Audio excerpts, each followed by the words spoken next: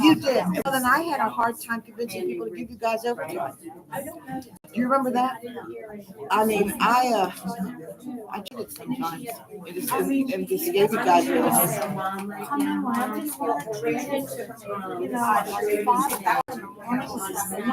Nothing. Yeah, everybody's sleeping. Yeah, and then if there was admissions, he wasn't helping me. Yeah. Well, you know what? The whole place went to pot for some reason. I had to get out. Started out. It did. Yeah, yeah. A bad thing.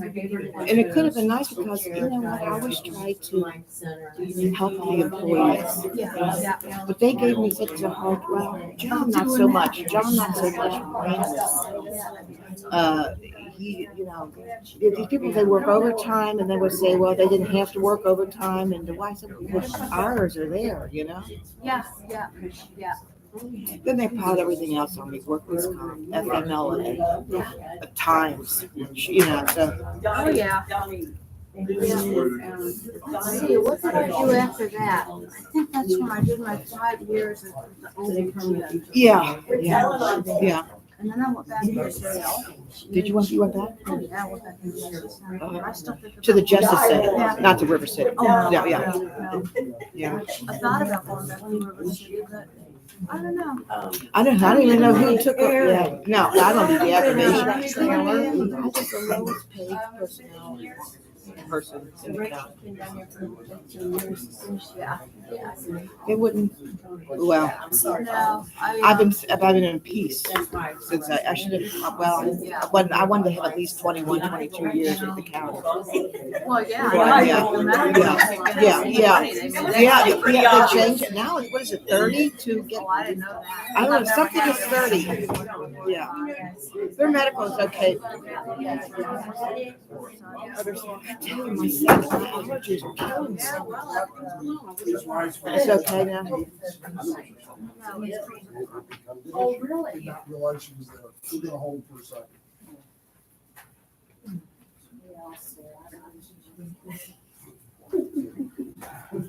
Everybody, please turn and watch the doors.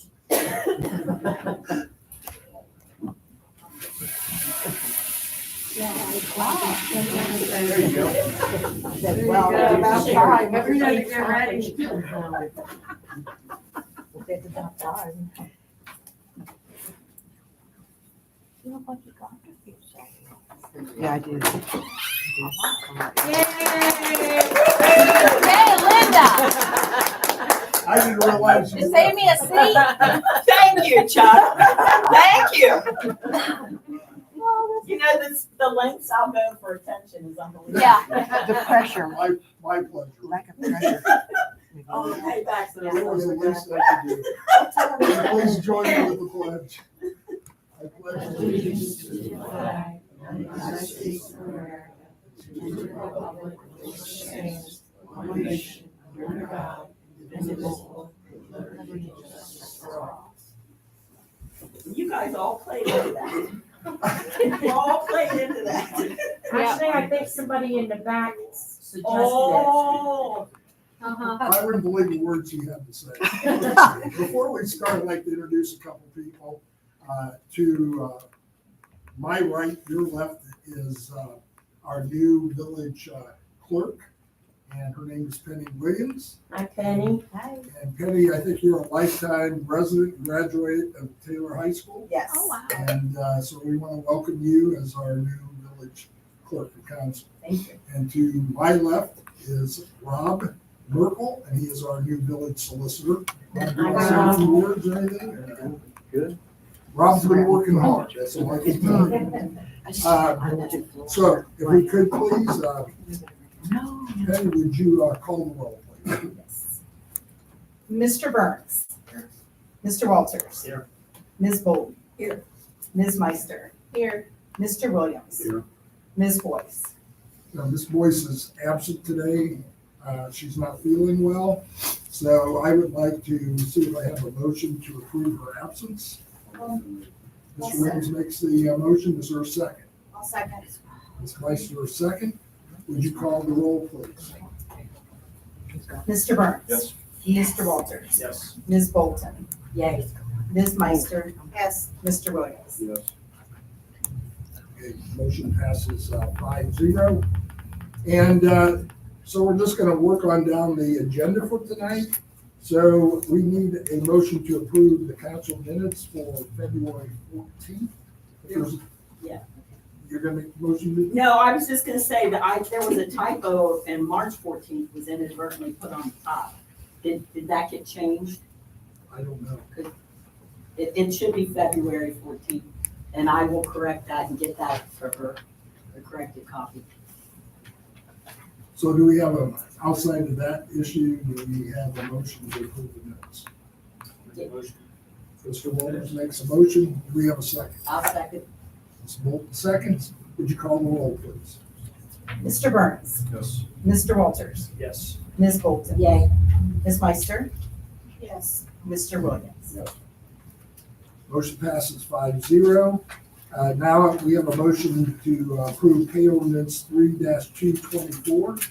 You should have in your packets, you should have that ordinance and also the itemized list of bills. Are there any questions before you want to? Yes, go ahead. I'm looking at the agenda for February. It looks like she used pay ordinance 1, 2, and 3 at that meeting for each month, November, December, and January. Okay. So we would be on pay ordinance 4. So we'll make that. So you're gonna, Penny, you're gonna need to make sure we do that change. So do we have a motion to approve those? I'll make the motion. I'll second. Ms. Bolton made the motion, second by Ms. Meister, and roll call, Penny, please. Mr. Burns. Yes. Mr. Walters. Yes. Ms. Bolton. Yay. Ms. Meister. Yes. Mr. Williams. Yes.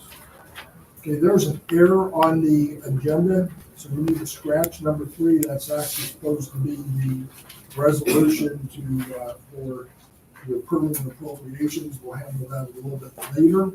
So we're gonna move on to the public session comment. I know there were 2 people that would like to speak. I just want to read this first. The Village of Cleves Council desires its citizens to participate actively in our meetings. Each participant has 5 minutes to speak to their representatives. Speakers must give their names and address, and Penny will be recording those. That information will appear in the official minutes. Questions for the council should be directed to the mayor. Before ordinances and most resolutions, a topic will be discussed before it is voted on. Once a motion is on the floor to second, the mayor will ask those in the audience if there are any questions before the members of council vote on the motion. Citizens will be allowed 1 comment or question, and the citizen will have 1 minute to address the council. So who wants to speak, who would like to speak tonight? I want to state. Now, I know you've got leg issues, so you can do it right there if you want. You I want to stay? can't, okay, no, I'm good. The thing I wanted to speak about, and I was really hoping that, Mention your name again. I'm Monica Maddie. I know I scribbled it over there, sorry. How do you spell your last name? Maddy. Perfect, thank you. And let me get your address as well. 118 Porter. Perfect, thank you. The main thing I wanted to speak on was this crap that's on Reddit about the people in this village that is being put on there by Kyle Eric Smith. He has again referred to everybody on this council as hillbillies. There's a lot of sexual content on there, which for me, it's very offensive. I'm more concerned about some of these kids getting on there and seeing it because the public can go right to it. And it's very sexual and it's very nasty, vulgar, disgusting. And it shouldn't be said. I know a lot of people on this council, and that's why I wanted Judith to be here, because apparently he claims to be the president of the beautification committee. It's nasty. It's very vulgar. It's very nasty. Aaron's been Snapchatting and saving some of those comments that he's putting on there.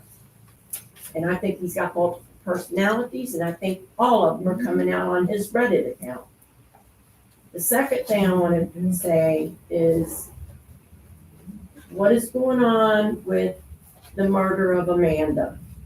It's been 1 year. We've heard nothing.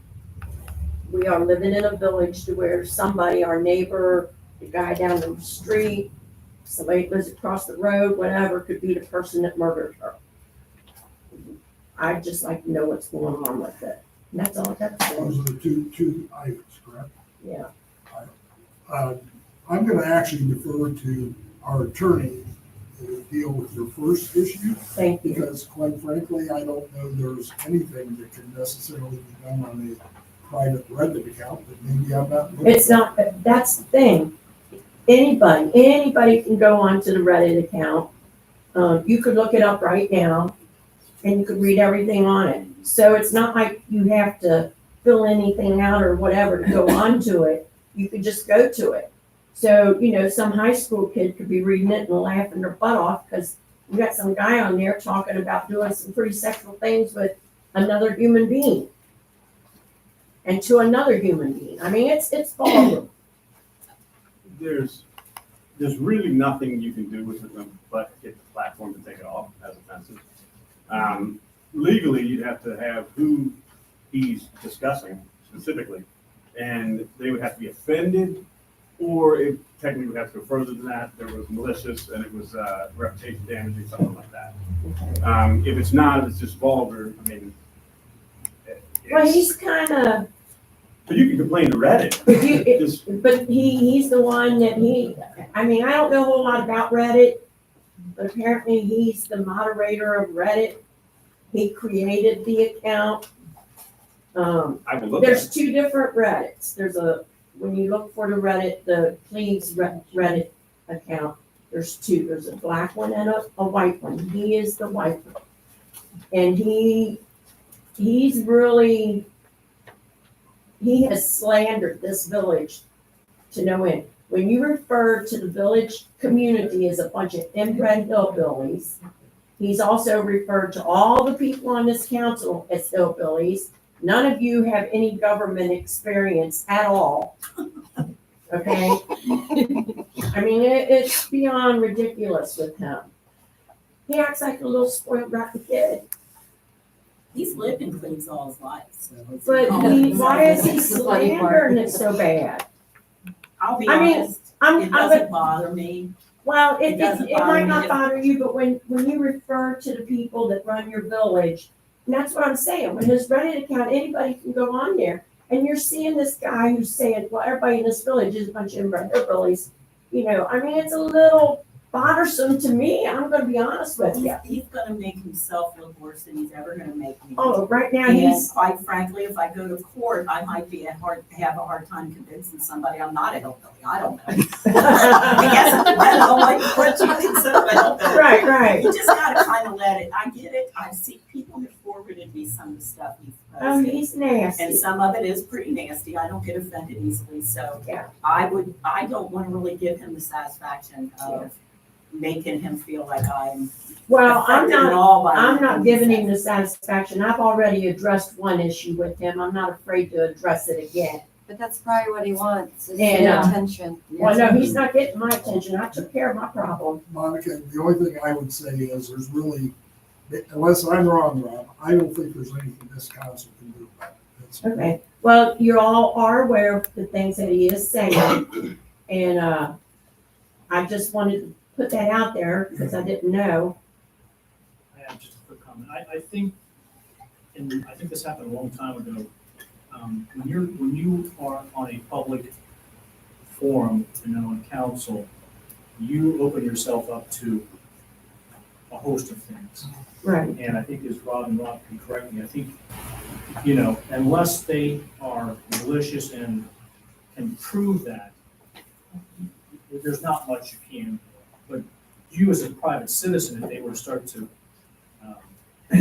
say nefarious things about you or certain things of that nature, you could do that. But us, being on council. Wait a minute, stop right there. You said I could do that? What could I do? You as a private citizen can file a civil complaint. How do I do that? Well, you would have, If it's been against you. it has to be Oh, directed. But it was directed towards me. I'm sure you've read his. I don't. Oh, no. He called me a whack job is what he called me. Well, and again, irrespective of that, but I mean, if they were to call me that, I would have, the preponderance would be on me to prove that. But, that I'm not, but at the same token, I'm open to that because I'm in the public. Right, I understand. So, and Rob, I think you, The threshold is a lot higher for public. I mean, you have to have a lot more elements to make a libel slander case for the public official. Okay. The private citizen can do it, but you gotta kind of weigh what's being said Mhm. versus how much that's gonna cost you. And, Right. you know, Oh, I because, understand. yeah, you can file suit As against I anyone said, right I now. already took care of one problem. let me address your second one. I have no answer for you. I know back when I first took office, they talked to me and told me how close they were to resolving that issue.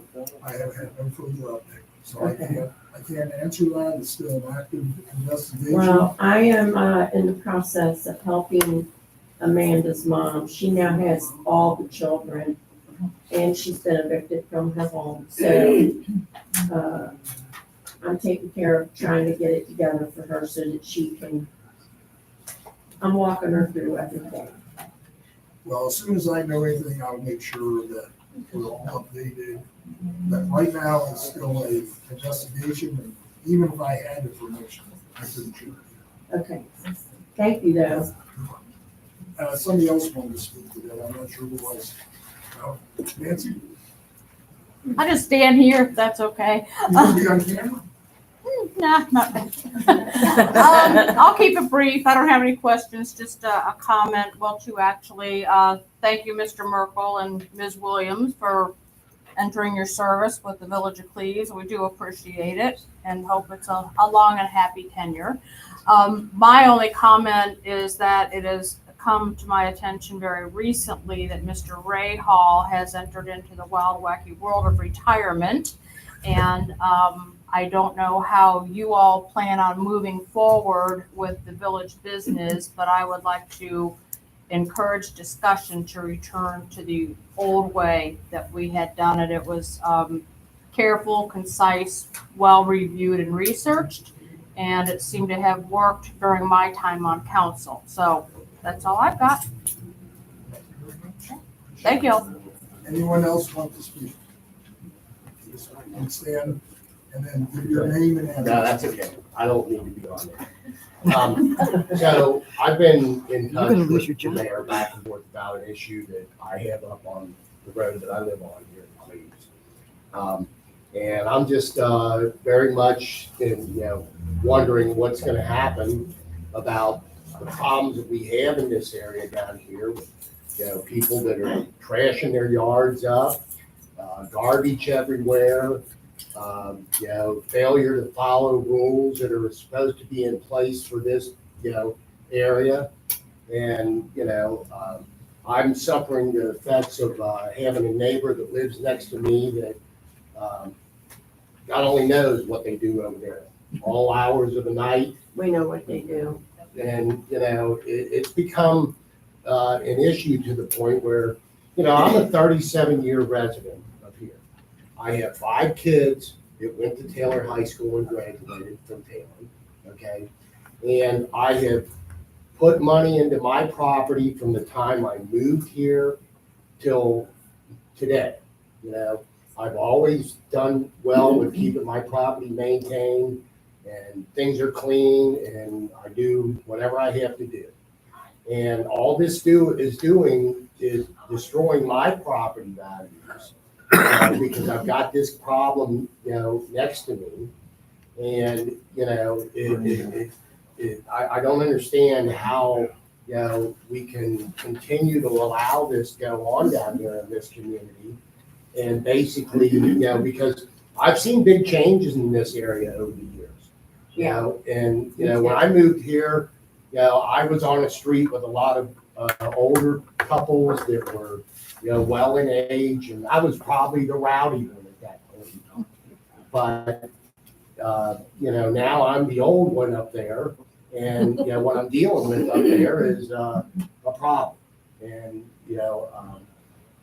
are you Ed? I am. Okay, so you've actually been up there and seen. I don't know where there is. Introduce yourself or something. Okay, I'm Winford Hamilton, Oh, okay? helps. And,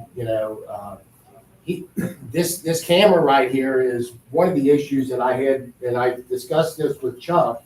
It's fine that you're having your meetings down here, but there are certain things that are being discussed here that if it goes on camera and anybody in this village can see that.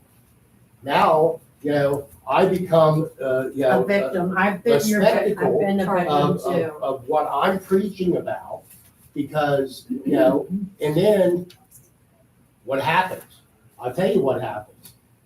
Then you have issues with people that think they need to retaliate at that point in time. Right. And so you can film your meetings and everything, but at times that can be an issue for the people that are here complaining about problems that they're seeing, and plus, like I said, I've seen this whole area change over the years to the point where, it's obvious that there's a lot of things that are not being enforced, and what are you supposed to do? Are you supposed to just say, okay, well, that's fine and let it go, and then, the next time around, it's something else that goes on, and then, I'd just like to know when it's gonna stop, and when the rules are actually gonna be enforced once and for all, Now, I'm not about forcing somebody out of their home or anything like that, all I want is for people to have respect for where they live, Right. and basically clean their properties up and do what they're supposed to do. When is the last time anybody in this council has made a trip up Main Street? Is that where you live, sir? What is No, I live on Pontius. You live on Pontius? Yes, I actually, live in the old home that was the Thompson residence. The people that owned the drive-through for years, okay? And, but again, what I just said about Main Street, you go up and down Main Street and it's like, wow, what is going on here? Now, I do see that there are some things happening where people are starting to fix a couple things up, but yet it's bad, and it's a real eyesore to this whole community, and when I've tried to get into reading, the rules and regulations that are supposed to be followed, and I don't see certain things that I thought would be there or whatever, but I do think that, that is one of the things I did see on there, that people are not allowed to do what they're doing up there, It only gets worse at night. Oh, and it does get worse at night, Listen, I agree with you on the whole filming thing, because when I was complaining about 119, which is this property over here, trust me, I got harassed, threatened, guns pulled on me. I had to put up with a lot of crap till they moved. So I completely understand what you're saying. well, And you're picking, this council, this group is picking up the garbage that was left from the last council. and I understand that, and I do understand that, So it's gonna take time to get all that straightened More out. than 3 months. Yeah, More than 3 months, yes. yeah. Yes. Just to ask the other council members here, does anybody want to answer or ask any questions or make any comments? I'll make just a couple. I understand your situation, I really do, and having been a long-time resident myself, and also part of that, years ago when we did enforce it, because I used to do what Ed did, many years ago. I think you and he are going to become very good friends. And that's what our expectation is too. I cannot speak to the past, and I won't speak to the past, but I think you need to know that there have been ordinances put in place. It's my understanding that, I guess during COVID, for whatever reasons, they may have been laxed. That may or may not be an excuse or well received. I can't speak to that effect. But, like you, I'm proud of my neighborhood too and this community. And I think we've got the framework to put together a lot of positive changes that are coming. And, it's not gonna take overnight. It is gonna take someone that's gonna be dedicated, and I have spoken with Ed and so forth, and he's gonna do a great job. Well, and again, the one thing I do want to, emphasize is that, in order to do your great job, you need to walk by walk of every location in this area and see some of the things that people have, what they have done, and I mean, everything from construction that they have done to where they piled their garbage up, back in the woods and different things that it's like, really? I mean, what is the next thing gonna be? Is it just gonna become Rumpty Dump down here? Because that's what people do around here, a lot of them, that think they can just get away with doing whatever they wanna do. But that's the problem, they were getting away with what they were doing. Yeah. Because the previous mayor kind of just, I stood before the previous mayor in here and got called a liar. Because I was lying about the garbage at 119 North Miami. Everybody that drove by here saw that garbage. So the mayor was the only one that didn't see it. So I know exactly how it is, and trust me, it's gonna take a while for these guys to see and get it together. May I address? Yeah, absolutely. So yeah, absolutely aware of your issue down there.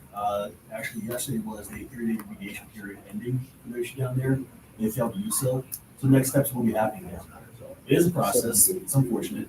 I will say also, in coming to my position, there were several key factors that were not in place, key measures for, how do you say, reprimanding or fining people for, bad behavior per se.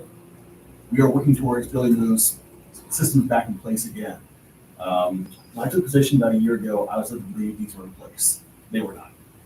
So I would write a violation, somebody would not adhere to the violation, then what happens next? Yeah. There was no mayor's court, there was no system of fines, there was no anything. So it was basically me saying, hey, don't you do that. Them saying, what do you do about it? So it becomes kind of a back and forth issue, but as I said, we are working towards a system that will have measures in place to counteract their behavior. So we're going toward the case. I'll be happy to speak to you afterwards in my office over here more pointedly about that exact situation over there. You should know about it. I believe that fully. One thing I will say is, in this community, there are a lot of areas where if I'm on foot walking through every yard, I won't see those backyards where there's trash back there. I'm not legally allowed to go traipsing through people's backyards. I can't do that. So what happens is I rely on the community, everybody here, to report to me, to report to your council members, issues that you know of. At that point in time, I can investigate those, I will investigate those, but I can't simply be escalated. Well, and the only thing I can say about that is that I understand about you not being able to access people's yards and one to another. But again, if you do drive-bys and look at some of what you can actually see from the road, you would be shocked. I do drive-bys every week. I have a patrol report. I go out for myself. I have very detailed records of what I do. So the problem is you might not be aware of who I have cited violations already. You might not know that. So it's been worked on. Yeah. It's being taken very seriously. I think my job and my position is very serious. Well, Can I ask and a I'm glad to question hear real that. quick? Is there anything else? No, I think that's it. Yeah, absolutely. When that shed caves in, because it's caving in, Yeah. what happens with that next? So that's a system over there where I'm kind of working through step by step on the issues. Because first is the trash. Obviously, that's a huge thing. Yeah. That's worked on. She's told me she plans to demolish that back there. I'm giving her a little bit of grace because she is working towards it. I never want to be a person who then do this right now. That's not fair. Yeah. Especially with a history of non-enforcement coming to this point. Right. That's not a good way of doing things. That's when you have people saying, who is this guy? What's going on? This is unfair. So I'm trying to work with her and being sympathetic to her cause. She's made good, making her payments for the dumpster rental, which I think is great. So she's working with us. We're going with her also. I think it's a fair way going about that. Okay. Anybody else from council want to make a comment or address that? Yeah, I do think that, it was Chuck's hope that that residents would start coming to zoning inspector, or talking to the mayor, or coming to committee meetings, writing a letter expressing concern about something, and then perhaps we could fix those issues where you wouldn't have to come to council and speak on camera. The hope is that we will resolve issues before they ever become an issue that you have to run to council for. So that's what we're working toward, and I can see your concern about being identified and. The thing with that the concern is I don't want to have to deal with a situation that could arise from that, you know? If I can speak that real fast, so I treat all my cases as anonymous. No one ever knows who complained. I always say a citizen complained, or I noticed during my patrol route that XYZ issue is transpiring there. So no one has ever identified. I don't care who asked me to identify. If you ask, I'm not going to tell. That's just how I operate, because I understand retaliation is a huge thing. That's how we've always done. Yeah. Now, some people say, well, they're gonna know right away it's you. They're gonna know, well, there's not much we can do about Yeah. that, but Are we gonna get mayor's court back? I don't know that. He's working on it. He's working on it. I would say this, our village attorney is looking into how that process might work. I had a conversation with Denise Greehouse today. I'm not gonna get into the particulars of that, but I think she understands some of the issues better that we're facing here in Cleves. I do want to say, one of the suggestions I had was to come to our zoning meeting and not come here in public, because we don't tape those. Yeah, but the issue, I think, comes down, it's not going to happen overnight. It's got to give them time. They still have time to clean up. They started cleaning up. I had a conversation with Sergeant Carney about it the other day. Evidently, there was a conversation, I'll share it with you privately, that at least the police thought things were going better for whatever reason, but I don't know if that really took place. I can just share it with you privately at the meeting. But we are committed. This is a good council. They are interested in knowing what the residents' concerns are. We're not interested in having you have retribution come your way. Seriously, I would think that would be a very, very bad mistake on their part. How quickly this is all going to come together, I can't tell you, but I have, and Linda's on our finance committee. She transferred money into our legal account, because this one that you're referring to, I've already given the directive that if they don't have it cleaned up, they're going to court downtown Cincinnati. Now, the problem with that is, I think I may have explained this to you before, but for the public that are listening out there, the village is going to have to pick up the cost if somebody cannot afford an attorney. So we will incur their legal fees. We will incur our legal fees. And even if they're fine, the village of Cleves will not get a penny. And that's okay. If we can get some people to start complying with our ordinances and that, if that's what it takes to get people to understand that they can't just do whatever they want to do and dump wherever they want. And I can tell you, I do drive Main Street almost every day. And I think Ed can attest, I gave him pictures of issues on that street just yesterday. And if you go up the hill from where you are on the left, there is a white school bus that is sitting up. You can't even figure how they got it there. But I went back on that property, and there are about 4 pickup trucks and vehicles up there that are hidden. It is fully trashed up on top of that hill, and it's a private drive that comes straight off East State. You wouldn't even know that house was there. So I agree with you that there's people doing just about whatever they want to do. That is not the village we want to do. Has there been the thought of possibly sending out anything in the mail to the residents about saying, hey, we've got a new man in town, and we are going to start enforcing some rules here. That definitely will be happening. When it's going to happen, I think that's the discussion that we need to have probably in zoning committee meetings and probably in finance committee meetings. Yes, go ahead. I just want to ask, I want to ask one question, almost to the point where and Linda, you can help me out. Years ago, when I worked as Ed was doing it, if we found a home that was in deplorable condition and was abandoned and so forth, we actually had an ordinance to demolish that. The cost was then absorbed on the property. And whomever bought that, that cost was associated with the property taxes. I'm thinking, and you can correct me if I'm wrong, those that don't comply, we can, and because of the ordinance, if it's still in effect, or if there's one, that will allow us to go in and then take that, just like we used to cut grass when it got too high. Right. And put that on their property taxes as well, or on the bank if it's Do an assessment. You do an assessment.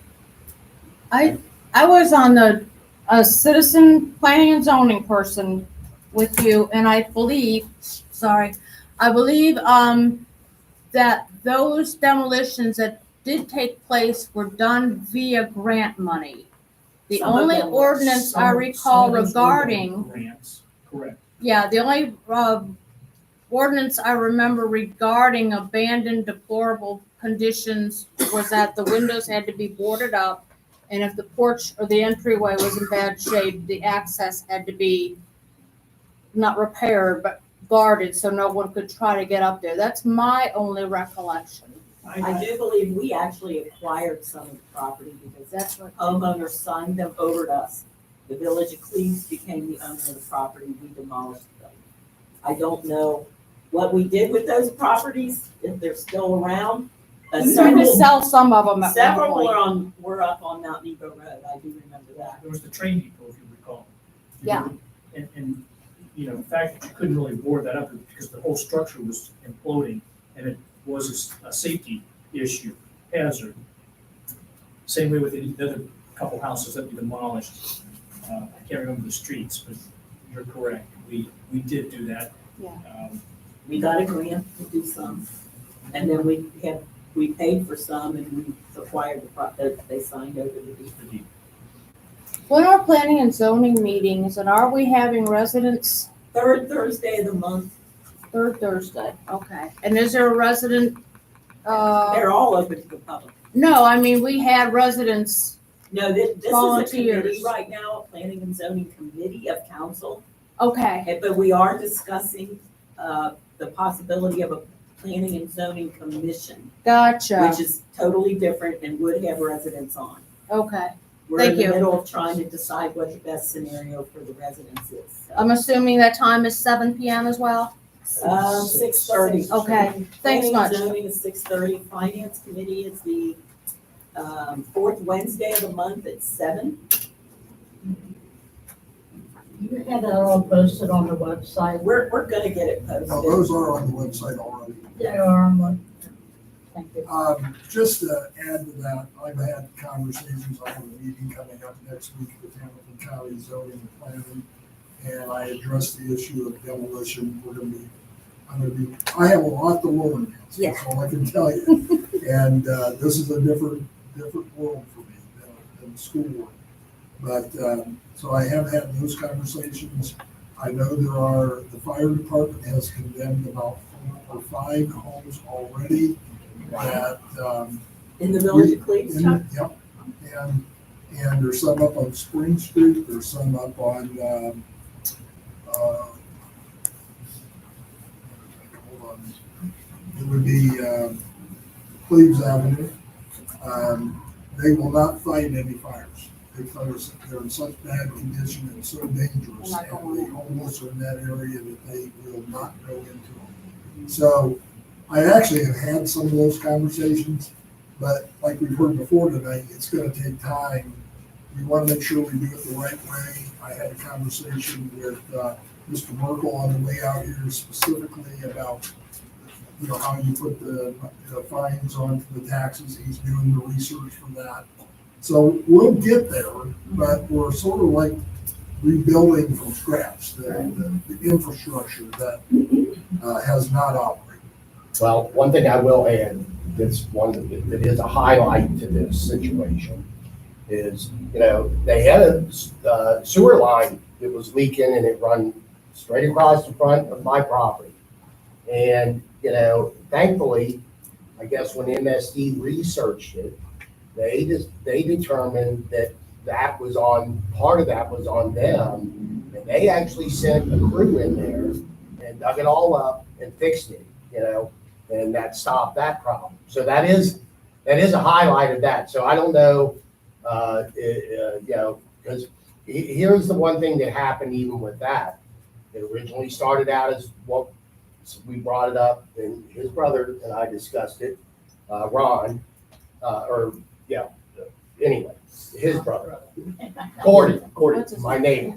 But anyway, we thought it might have been a water line leak, okay? Well, when I called the waterworks, they determined that it was not on them, and that's as far as they went with that. Well, when I called them back to ask them about it, I said, so what happened here? And they said, oh, we think it might be a sewer leak. He said, you can call MSD if you want. And I thought, I can call MSD? But I did. Well, when MSD did come out and look at it, they took care of it. And they were on it like an assault force, And so that worked out good because, I'm glad that I do not have raw sewerage flowing past my house now, on the street. But honestly, if MSD had not done their part, I would still have that going on. Just so you understand, I had a conversation with our water department and instructed them, since we now don't have a village administrator, I actually had that initial discussion with him. I believe we should have called MSD, and that was my direction to him. Secondly, because I know I spoke to you about it, I called them, Ed called them. There were multiple conversations to get them to do what they needed to do, because they didn't just do it. I agree, they did a great job, but it wasn't like they were running out here to do that. They were getting pressure from the village. Well, and I appreciate that because, that was another issue that, was not very pleasant to deal with. And thankfully, we've had a couple of good rains since it got fixed. So Just so the residents know, it was so bad, it was going down into stormwater, which we were ready to call the EPA. Well, I'm gonna tell you right now, when it rained just last couple of days ago, the property next door to us and Aaron's property looked like a pond. I'm aware of that. Is there anyone else out there that wants to say anything before we move on to the regular agenda? Thank you. Thank you both of you for speaking today. And I appreciate your guys' efforts to happen. Are we gonna, do we have to have a village Well, administrator? we're gonna have this discussion here in just a little bit. I do want to make a statement before we go on to the next part of my mayor's report. Mr. Rahal has retired. We, as a council, wish him well, good health and happiness in that retirement. No matter whether you are pro Mr. Rahal, anti Mr. Rahal, the man deserves to be respected even yet here today. So I prefer, as we're talking about the discussion of the position of village administrator, that this not become something where, now, if somebody wants to say good, I'm okay with that, but I really prefer not being in a position where we are criticizing him for whatever, because a lot of what he could do and maybe did do or didn't do, and I actually have brought the statutes with me today, the mayor has a whole lot to do with that. The mayor is the one who under Ohio Revised Code he's supposed to report to, and the mayor is the one who is supposed to be making sure that he is doing what needs to be done. So we're going to go with that, and I do want to have a discussion, because I don't think it's a discussion that should be limited just to this group here, no matter what happens as far as the future of whether we have an administrator or we don't have an administrator. I am not going to take a position on that. That is not my role, but it is council's role. And we had one council member left that was here at the time that they created the village administrator, and that's Ms. Meister. And she may or may not want to comment about what the reasons were why they established that position. But by Ohio law, if you don't have an administrator position, you have to have a water board. And there isn't any there's no middle ground here. You gotta either have it or you don't. So I think right now, I don't know if the council needs to see the actual job description, but I brought them with me today. If you would like copies of the job description, I'll be glad to hand those out. And maybe that would guide you in your discussion. How old are those job descriptions? This is the original one and the only one. Wow.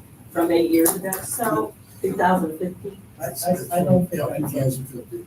I don't think this is yeah, I don't think I'd be interested in looking at what was so much as moving what forward. moving forward, should we elect to or decide to have one going forward, what those job responsibilities are. I envision something entirely different than what I was accustomed to with our, how many years, eight years or something? 8 or 9 years, but, I personally don't need to. The only thing I would say to you is I have that, and I have talked to other villages. They're very similar.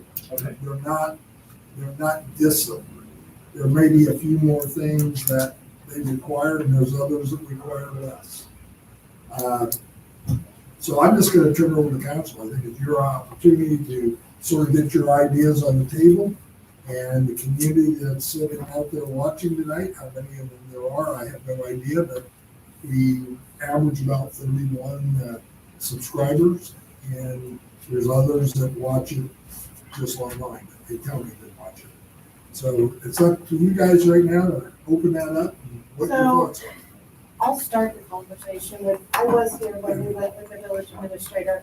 Back at that time, we had our own police department. I think the other maintenance department had a few more employees than what we have now. So that had a lot to do with going with the administrator, was the oversight, the supervision of the day-to-day operations. Having someone responsible for that versus council committees trying to oversee that. Or the mayor. Or the mayor, yeah. And there was, at that time, there was some disparities between the waterworks and the village employees. The waterwork, as far as pay scales, were so much different, and we wanted to have more consistency. We wanted to have more oversight across the board. So that is what a lot of what the thought was when we went with the village administrator. Now, moving forward to where we are currently, there's pros and cons to both.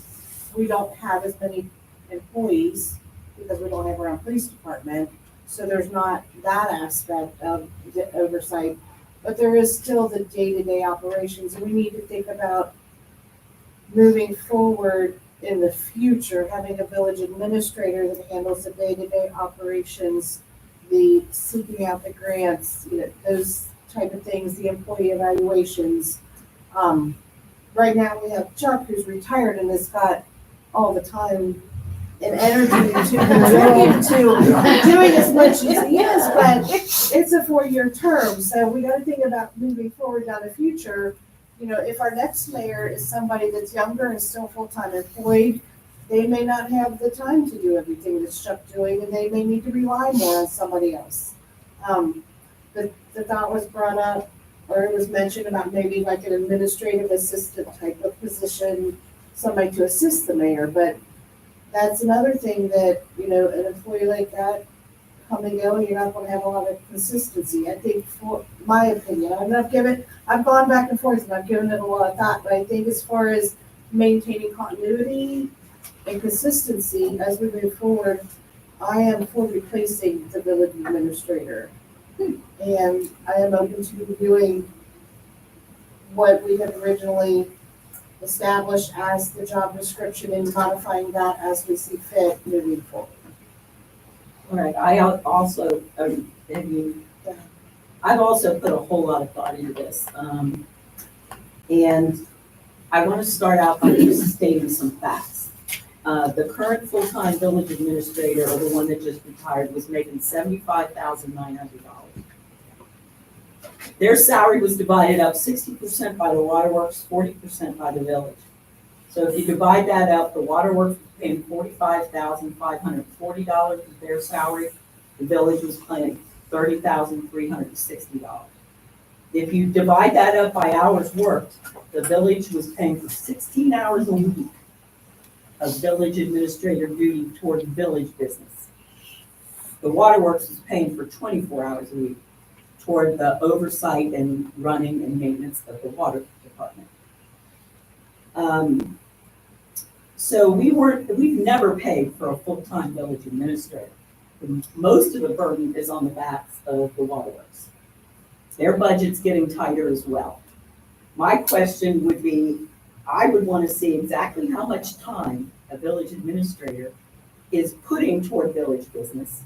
And is the waterworks covering our butts on that? Because frankly, I think the water department runs solely on user fees and water fees. And they service residents outside of this village. There's people that live outside of this village paying the water bills. So my question then would be, we could reinstate a Board of Public Affairs. You could pay a president of the Board of Public Affairs $300 a month, $400, whatever. You could pay the two other representatives what council's making. The burden on the water department would be about $7,200 a year versus the $45,000 they're currently paying. And then you would have 3 people that oversaw the operation of that water utility.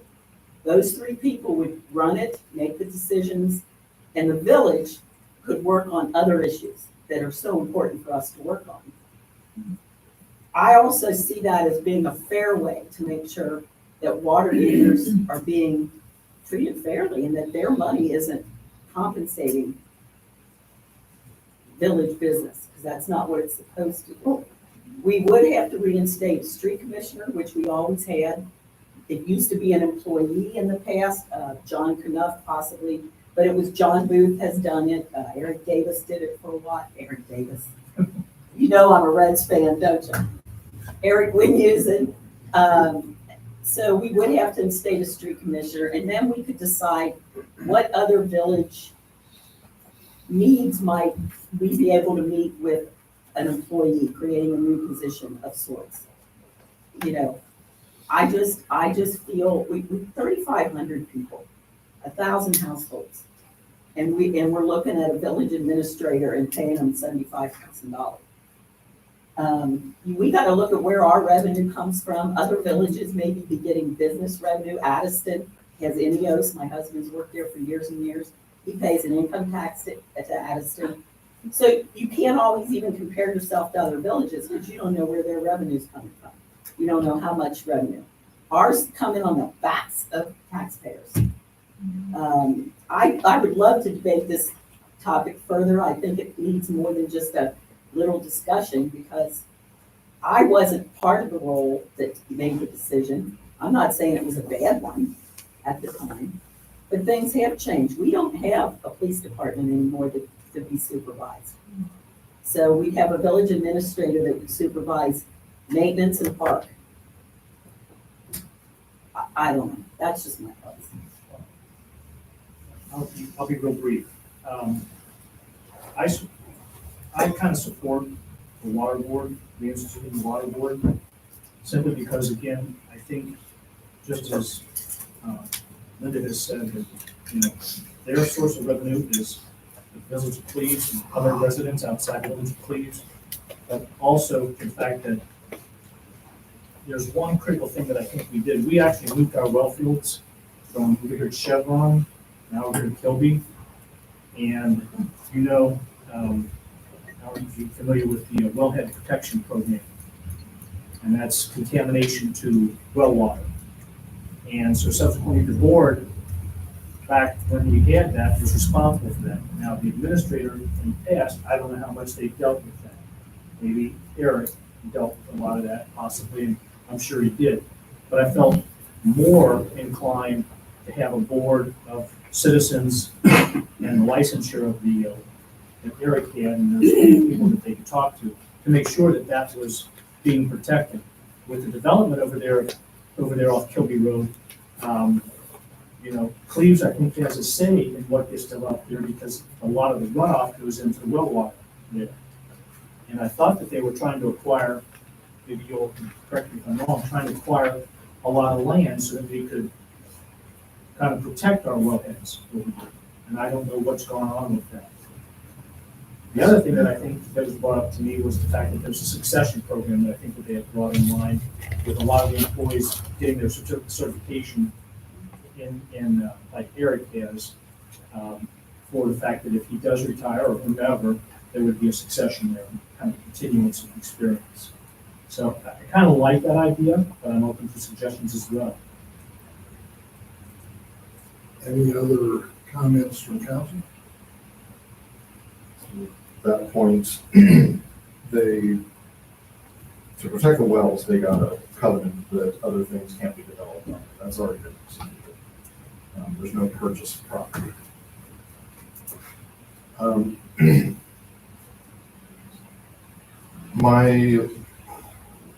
My thinking is aligned basically with what Ms. Meister said.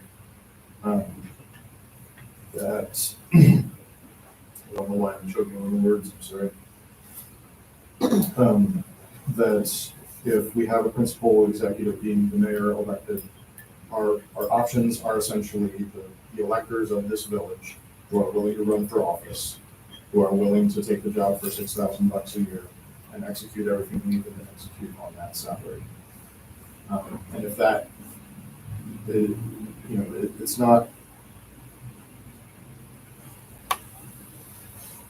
It's not set in stone who has what role. A council member can write a grant. Do they normally have the time? Not on average. A council person cannot supervise however many employees we do have. And we are not able to properly direct the activities of our employees either. So us going out, here's the problem, here's the problem, here's the problem, here's the problem. So to the extent that that's going to happen, that seems to be a function of the executive branch. And again, it's a huge burden to put on one person Yeah, the mayor used to do it. who's at a volunteer rate.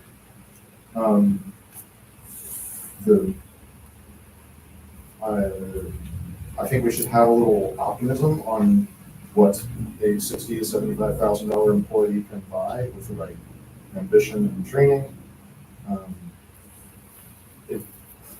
This is another employee for Cleves in general, right? Their activities are broad. There was times where Mike was running the streets with people, fulfilling the duties as stated in the job description and all over the place. And yes, conducting activities with the waterworks. So it's another instance where you have to pay for that person to exist for them to execute those functions. And it's not bad to have another person on hand. The other thing that I would highlight is that I think these piecemeal approaches are going to be more challenging than you can see. I don't know the specifications on who a water board member needs to be. If it has to be a resident, again, same. I'd love to have that information. If it has to be a resident, then we're counting on the water expertise of our 3,300 citizens, about 1,800 adults. And not that we can't all rise to the occasion, or the equation is, but then we're banking on that. And it's my opinion that you're not going to get a part-time, we discussed in finance, a part-time administrator. The administrative assistant comment was news to me. That we discussed a part-time administrator, we discussed a part-time grant writer, a part-time parks administrator. I don't think people are going to sign up for these gigs and do a good job. We didn't call it that, but we did discuss possibly hiring another person to assist them. Yeah. We use different terms like office manager slash grant writer, but yeah. Yeah, so, and like part-time HR person, so, it's possible to break out those functions, I firmly believe. My intuition is that it's going to be more difficult than we want it to be. And frankly, that it'll be flipped. It's like, oh, $5,000 for this, psh, see you later. Not just from the mayor, but from our part-time employees. So that's my consideration. The part-time business will be difficult, and that's continuity and just paying somebody to be there full-time is a more sturdy approach. I don't know how much water experience anybody that comes in to be a village administrator might have, unless they've been a village administrator before for a village with a waterworks. So I don't know that three educated residents, especially if like Jim Wasserbauer was on our Board of Public Affairs, they had a lot of experience in that area. He's an engineer. He's a engineer, yeah. So I think you never know what's possible. You never know if you'd even get a qualified village administrator that would have any water experience. But I agree. The difference on that point is that it would be their job to catch up on them. And they would be paid on the job to get up with water regulations. Whereas if you're a part-time board member, yes, that's still your obligation, but do you have the same benefit? That's the concern. Sorry to interrupt you. No. I'm just stating, unfortunately, I have lots of years of experience when we didn't have a village administrator, and things actually worked pretty well. I wasn't a party to a lot of the discussion that went on in executive session the last year that I was there about bringing a water village administrator in. So I don't know what all the intricacies of that involve. But that is one of the things that I like Solicitor Burke to also educate me on. What powers and authority does a village administrator take away from the current mayor and council? And the fact that our village administrator, and I don't want to beat him up, I really don't. I'm a person that wants to move forward. But he signed a contract on our behalf for $260,000. And I was stunned by that. I thought, how can someone have the authority to do that? Clearly, we can control that by ordinance and only give them authority to sign so much. But often the person that comes into that job won't be a village resident, and I would question how dedicated they might or may not be to that job. But I'm open to consider other options. I just don't, if we're paying for 16 hours a week for a village administrator, then I think that's all we should use. I don't think we should burden the waterworks to pay for any of our burden. So we might be looking at. Into the actual job description, if we do go what Ms. Meister said, and we can make that job description basically what we want it to be. It doesn't have to be, I don't think, for the split, you guys can decide that. Ron? I've never seen this job description. So Linda was saying, how much work is Linda? None of us were around then really to see. Chuck, can you distribute that job description to all of us later? Yeah. Can you just email it to everybody so that everybody has it to review?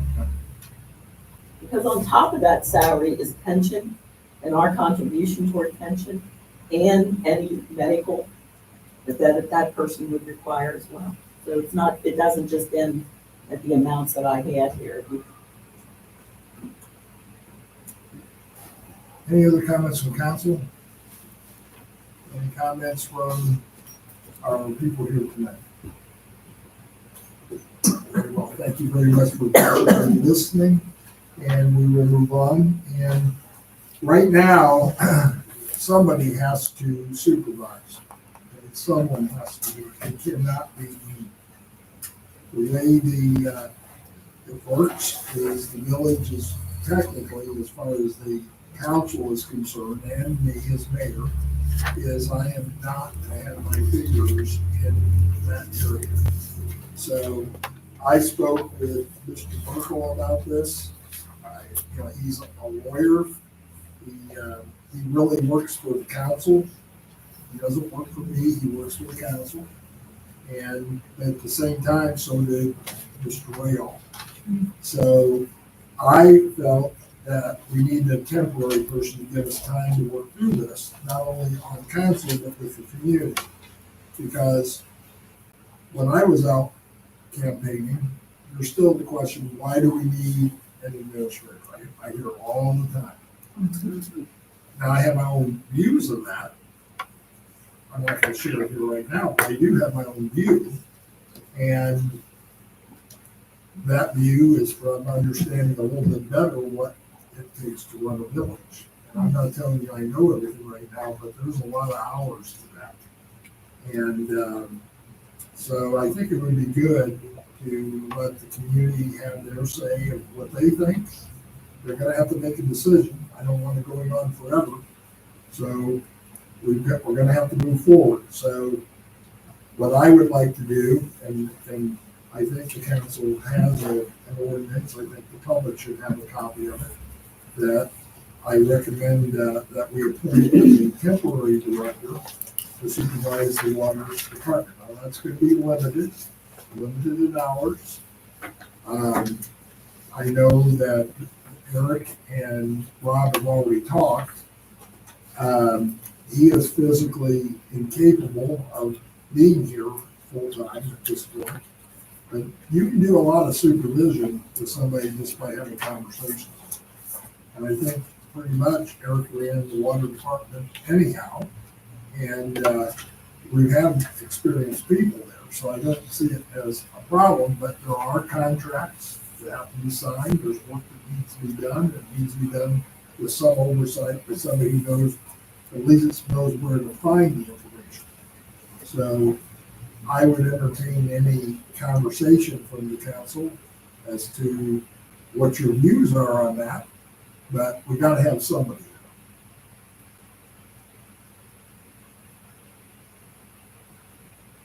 Do we have information on the urgency of that appointment? I'll defer it to Mr. Merkel because I don't know what the urgency is.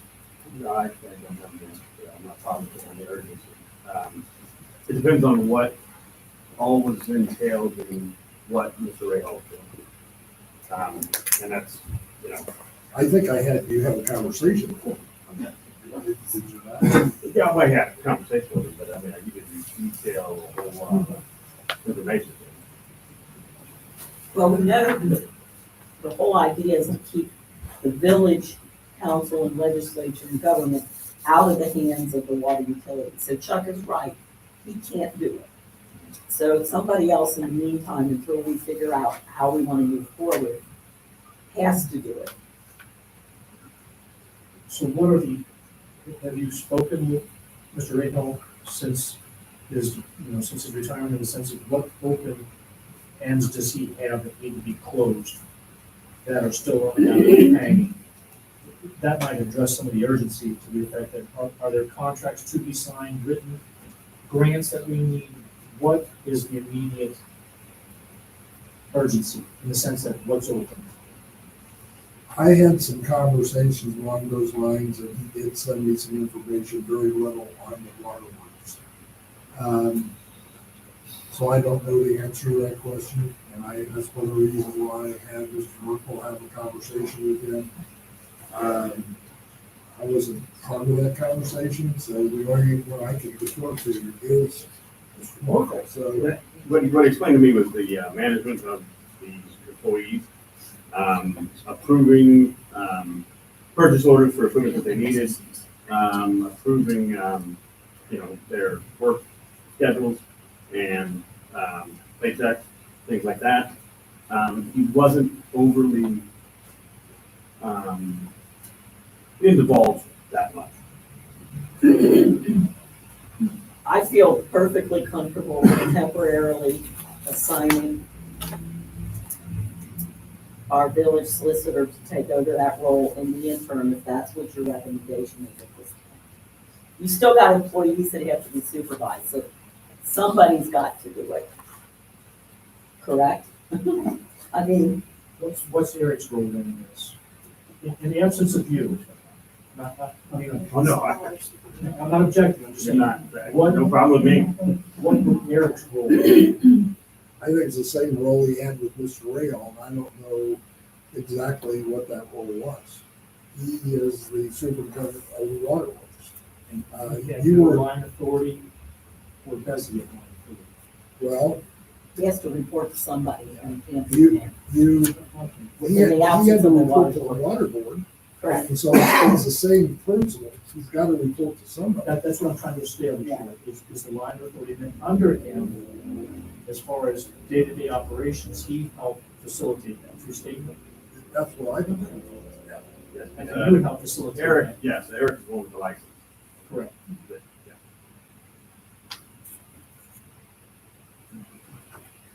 Any other comments from council? This temporary resolution only goes through April 12th, correct? And why Or is until, that? or until you guys make, I was gonna say, why is that limited to that? It's fast I don't know approaching. that you want to go longer than that. I think you should be making a decision. Well, we will be making a decision, but that's the next council meeting. Well, And we couldn't even have a public hearing in between then and that, or between now and then. you don't think you can pull together a public hearing? I could pull a public hearing together next week. Once we decide which route we're going to go, if we do go with the village Yeah. administrator, then we have to. We have to advertise. No, I understand. You got interview, advertise. And it doesn't mean that you can't extend that. I'm not saying that. I But don't know that I would put a specific end date there. I do then know leave that it on open.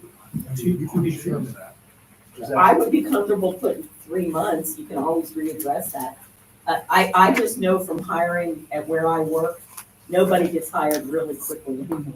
It's a process, you gotta go through the interviews, you gotta advertise for the job, you gotta, and that can't be done between now and April 12th, I wouldn't think. And that I agree with, but that wasn't my concept. My concept was we need to get going, and I didn't want to make this a long, open-ended. I felt you guys had to have something here to start with. How you finish it is up to you. Is it too early to make a motion? Well, I would like to, if a motion's made, I want to extend that April 12th date. If you only want to extend it one more month, fine. I would be tempted to extend it. I would say, if anything, do it for a term of 3 months. That's what I was depending thinking. on council's decision and. Because you can always end it, you can rescind it early if you find the right candidate. Make a decision, find the right candidate, and you can always rescind it early. So if we went the route with the water board, those were elected officials, correct? You're appointed now, so Because we don't have, That's however, we would appoint. they would be appointed and approved by the village council, and For they would specific have to term. stand for an election. Then after that, they would be elected. And I have that statute here too, that outlines that process. I think the best interest, and this is my opinion, I mean, the continuity, the best interest, there does need to be an oversight, and a continuance. And I'm comfortable with our solicitor doing so. Although I agree with Linda and Jerry, formalities, like I last mentioned, my point being is, I think we go longer if necessary, because we're not cutting our nose off to spite our face. Just take that back, I'm okay with that too. But for whatever reasons, trying to find the appropriate candidate, give us some time just beyond that. Do you remember, Jerry, how long it took to find Mr. Rayhoff? I believe it was a couple months, a minimum a couple months, because. Was he the only candidate? No, you no found? interview. I think what we did was we narrowed down 3 of the applications. We narrowed down to our top 3, and then we did the interviews, and then we had to do the background check, and we did multiple interviews. We didn't just do just one interview. There were multiple. That was when I had my back surgery, so the second round of the interviews, I conference called in. Yeah, it was not a quick process. Any comments from the people out in the audience? Good luck. Yeah. Somebody needs to tell me how long and when that post, go ahead, Kelly. Is, I'm struggling to come up with one, but has anybody considered potential conflicts from him wearing both hats? Right, it's, the situation is weird for one thing. It's like, well, we got a new lawyer, let's make him a water director. But it's a bit weirder, not knowing you personally yet, so. But is there a situation where the solicitor brought to bear on the doings of the water works? I can't oak any of anything, but I'm not the attorney. So I think you gotta go back to your attorney and ask him that question. Do you feel like it's any conflict of interest? If for they're you two to separate tell- entities and the village can't be involved, and there's no conflict to start with, then there's not a conflict as of right now. I mean, can a conflict pop up with anything? Yes. Could the village, I guess, sue the water department? Then, yeah, you possibly have.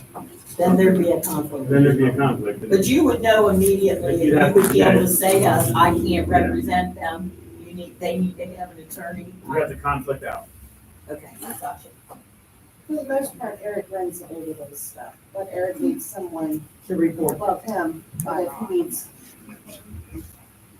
questions, if he needs help, What's his, Eric's authority to sign something? Let's say we have a piece of equipment that breaks down and it needs to be replaced. You would have authority over him. or That's allow what him to Ray purchase. Hall said that he did, Okay, but that was allowed. and so in the absence of that, I guess it would kind of sit until we get somebody who could approve that. Well, no, he would do it In the absence of, Yeah, in the absence of, and we'd sit until something of that nature, and I think that'd be a test. I'd like to make a motion that we adopt this. Then it's, you're gonna amend the date. I'd like to amend the date too, as well as extend it, but, you all put a cap on it, I would say 3 months. so extended from April to June 12th? I would think it's 3 months to the next council meeting, so, To make it so that so we can actually do something about it. If it's the day before, Even to extend it, want we that. have to. correct. so the 12th was a Friday.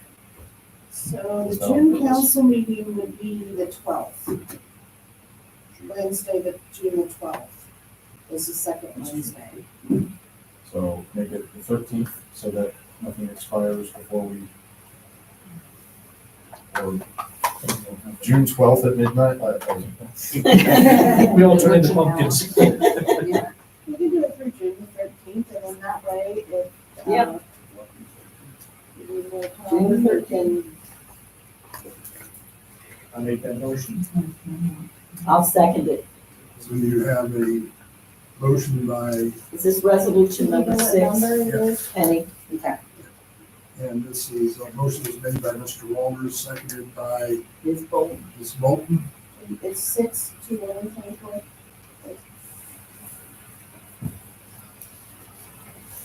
So would you call the roll, please? Yes, Mr. Burns, Yes.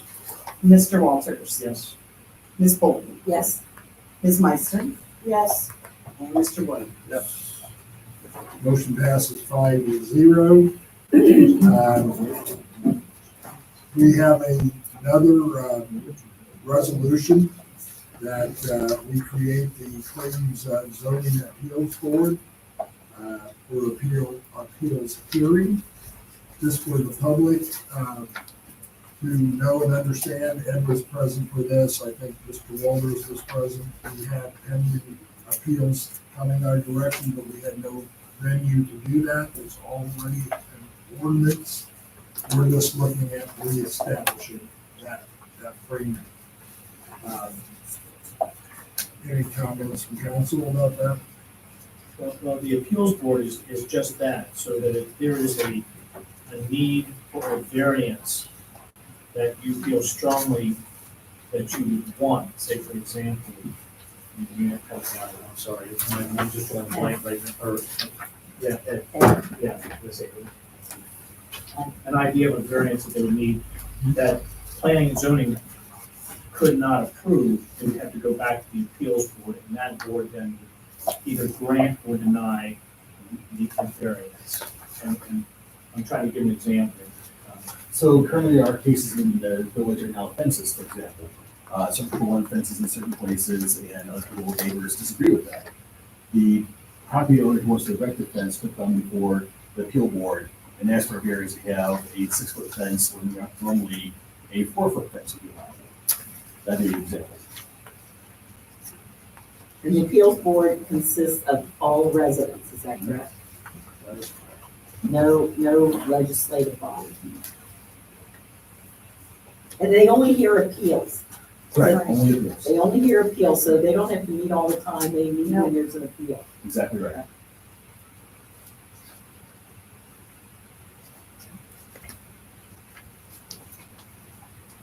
And there's going to be a total of 5, I'm sorry, there's going to be a total of 5 there's 5. people that we're going to be.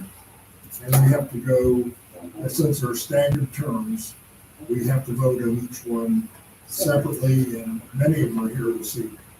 So, I think if we approve the first one, then we probably just need to move on to do the then and over. Did they get sworn in, Chuck? They, no, I don't know the answer to that. I don't. I'm. The answer is yes. Perhaps they do. And if they're here, you might as well take care of it tonight if they want to do. Or else you can wait till the first time they gather. We're gonna have to swear them in anyhow, so if they're here, I can remember this good. I don't know that I've got the language for that tonight. No, that's fine. Yeah, but I probably could grab something quickly. Can we meet each person before we vote on them? There's people here tonight. I know there are, so. If we could maybe get this motion to create the board first, that would be good, and then we'll introduce the people that are here. I'll make that motion to create a Cleves Board of Zoning Appeals. Do I have a second? Is this a motion or is it a resolution? It's a motion to approve this Okay. resolution. You got a second from me. Okay. Second by Ms. Bolton, and the motion was made by Ms. Meister. So would you call the roll, Pam? Mr. Burns, Yes. Mr. Walters, Yes. Ms. Bolton, Yes. Ms. Meister, Yes. Mr. Williams. Yes. Okay, the next resolution involves Ted Babel, who's standing here right now. You guys have met him before. Maybe Ted, if you want to stand before the people here and tell us a little bit about your background. Where you live? Ted Babel, I've been a member, I lived in Cleves for 41 years, 41, 42 years now. I live up on Westgate. If you drive up Westgate and you find a house with solar panels on it, that's my house. And I also served on the fire department for 8 years, and I was building zoning enforcement officer for 7 years. I served after Mr. Meister gave me the job. So I got the job from Mr. Meister here. So, like I said, I've been a member. My kids didn't go to Taylor. My granddaughters went to Taylor. So I got an investment in the community here. Any questions from council? Thank you. So we're just gonna introduce the people who are here tonight. Nancy, you want to stand? Sure. Nancy Nichols, been here for about 28 years. Anyway, it seems so long. I'm a neighbor of Ted's up in the Westgate subdivision. And my kids both went to Taylor. I've served on council and I was on the planning and zoning committee. I was also a resident volunteer on the planning and zoning commission. I'd like to see as much done for the village as possible and be part of that if it's possible, and that's about it. Thank you very much. Any questions from council? Thank you, Nancy. Dawn, you want to introduce yourself? Dawn Richardson, I've lived in Cleves for about 30 years. Our daughters went to Taylor High School, both graduated. I've tried to help with the community as much as I can, and I'm looking forward to seeing all the improvements that are gonna happen. It's been a while. Where do you live? Tiny, So you're across, yes, I'm across the tracks. oh boy. You're on the other side of the track. Yes. Please, And West. across the tracks. Please, west. Sylvia? You wanna- West side, east side. I'm Sylvia Strigari. We have lived on Laurelwood Drive for about 25 years. I taught grade school until my children came, and then after they grew up, I worked at the Hamilton County Treasurer in the real estate division. And then I went on to River City Correctional Center and ran the Human Resources Department. So we've been here, like I said, 25 years, happily. And I just wanted to get involved a little bit more now that I am retired. My husband's retired. He was former public defender for the Hamilton County Public Defender's Office. So I don't know if Mr. Merkel even knew him. Rooster Guard. Yeah, so, and he's semi-retired now, still does some work, thank God, to get him out of the house. You're on camera now. Remember that? He's sleeping, believe me. He's sleeping. He's retired a long time ago. So, I'm sure he sees it though. oh yeah, that's it. You know, I say it all the time. You gotta get out, man. And that's about it. Just glad to be here and glad to give any assistance I can to the council and the community. I'm going to be here too. Thank you. And I need to get these in order because you'll be putting the numbers on depending on which one this is. So we're gonna start with Ken Battle. I put him in for a 1-year term, just so you guys understand. I'm the old guy.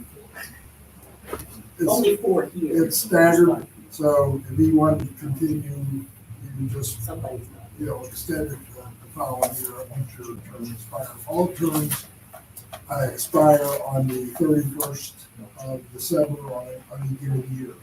So on the first one, for Ted Battle, his term would expire on December 31st, 2024. Do I have a motion to approve? And this is gonna be resolution number 7, is that correct? Number 7. I'll make No, that yeah, motion. number 7. I'll second. Motion was made by, excuse me, I can't remember your name, Linda. After what you did to me, I guess. Mrs. Bolton. I haven't forgotten. And a second by Ms. Meister. Would you call the roll, please? Yes. Mr. Burns? Yes. Mr. Walters? Yes. Ms. Bolton? Yes. Ms. Meister? Yes. And Mr. Williams? Yes. And then resolution number 8. This is from Judy Melchian. Judith could not be here. She's out of town. She apologizes. Her term would expire on December 31st, 2025. One of the things I tried to do at this Bolton's suggestion is to make sure we got as many neighborhoods represented as possible. She's in the SUV subdivision. Anybody have any questions? Do I have a motion to approve her? I'll make that motion. Motion's made by Mrs. Bolton. Do I have a second? I'll second. Seconded by Ms. Meister. Roll call, please. Mr. Burns? Yes. Mr. Walters? Yes. Ms. Bolton? Yes. Ms. Meister? Yes. Mr. Williams? The next one will be resolution number 9. And that one is going to be Nancy Nichols, and her term would expire December 31st, 2026. Do you have a motion to approve her nomination? I'll make that motion. Mr. Walters makes the motion. Do I have a second? I'll second. Second by Ms. Meister. Please call the roll, please. Mr. Burns? Yes. Mr. Walters? Yes. Ms. Bolton? Yes. Ms. Meister? Yes. And Mr. Williams? Resolution number 10 is to approve Dawn Richardson. Her term will expire December 31st, 2027. Do I have a motion? I'll make that motion. Ms. Bolton makes the motion. I'll second. Mr. Williams seconds. Penny, call the roll, please. Mr. Burns, Yes. Mr. Walters. Yes. Ms. Bolton, Yes. Ms. Meister, Yes. Mr. Williams. Yes. Our last resolution is resolution number 11 to appoint Sylvia Strigari, and her term would expire December 31st, 2028. Do I have a motion? Mr. Williams makes a motion. Do I have a second? I'll second. Second by Mrs. Bolton. Would you call the roll, please? Mr. Burns, Yes. Mr. Walters, Yes. Ms. Bolton, Yes. Ms. Meister, Yes. and Mr. Williams. Yes. Motion passes 5-0. So, let me get back into my agenda here. Okay. On this discussion about a possible resolution to pay for members of the zoning appeal board, I'd like to table that tonight. I know there's some disagreement as to what it ought to be. So I think maybe that's another discussion that takes place in the zoning committee before we come back to that. But we will address that next meeting.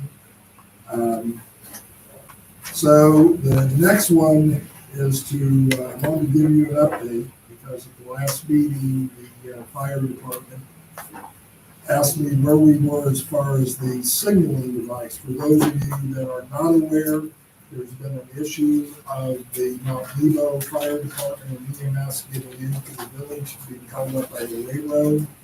I had a meeting set up with the fire department and the railroad, and got split up. Okay, so they did not meet with us. I drafted a letter to them. They have not responded to the letter. So at some point here, I'm going to be asking our legal advisor to get in touch with the railroad because it is a safety issue, both for the fire department and for our residents. So that's where we stand on that right now. Are there any questions that our council members have about that?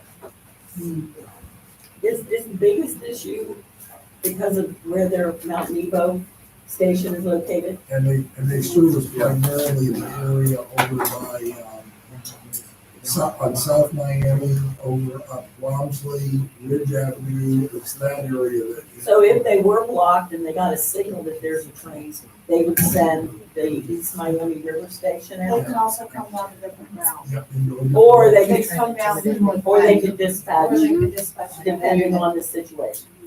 we just want them to look at putting that device in. They do exist, but about 2 years ago, Miami Township tried to get them to install it. Those conversations went nowhere, and they asked me if I'd get involved, and I don't mind getting involved because it's going to protect our residents. Do they still have 3 fully functioning stations? They do, but they're still having some staffing issues. At which station, do you know? I'm sorry? At which It station? depends. Most of them have been out at the new one out by Crocodile. East Miami. Yep. I was just curious. Any other questions? Just want the council to be aware also that we are going to receive a $5,000 grant. I just completed that information from the solid waste district. In the past, we've gotten about $500 to $600 from them to reduce solid waste to do recycling. This is nothing significant that I did. This is something that they actually came up with. They want to give the village more money, but we had to, apply for that, and we will be getting that $5,000. It will probably lead to a day in the village of Cleves if you want to get rid of old computers, television sets, really working with a recycling company that will take care of your data so you don't have to worry about identity theft. Don't have a date for that yet. I'm still working on that issue. But, that's one of the things that they would want us to do. There's other things we can do as far as cleanup. As I get more of that information, I'll keep everybody, apprised of that information. I do want to update you on the Miami Township pumping station. We finally got a contract on that. I want to be real clear on this so that there's been some misinformation out in the community that I'd like to correct. There are people who think we're giving away water to Gordon Ridge residents. That is not true.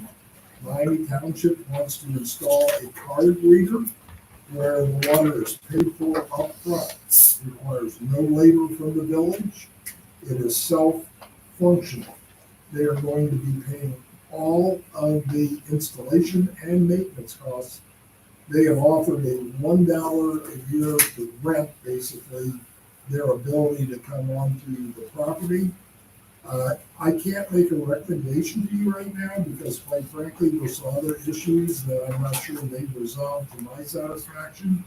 That issue is to make sure there's going to be absolutely no commercial water haulers that are going to be lined up and shutting down at 3:30 in the afternoon on East Miami and, or clogging up the post office, because there were some concerns expressed about that. I have worked very hard to get that contract. However, we just got it today. We need more time to evaluate it. But I want to be very clear. It costs the village nothing.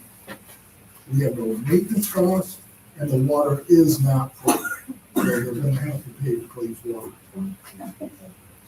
And it's not costing the water department. Now we're going to make money off it. I also want to make the residents aware that we have a new village website. The other one still is functioning. And the answer is no.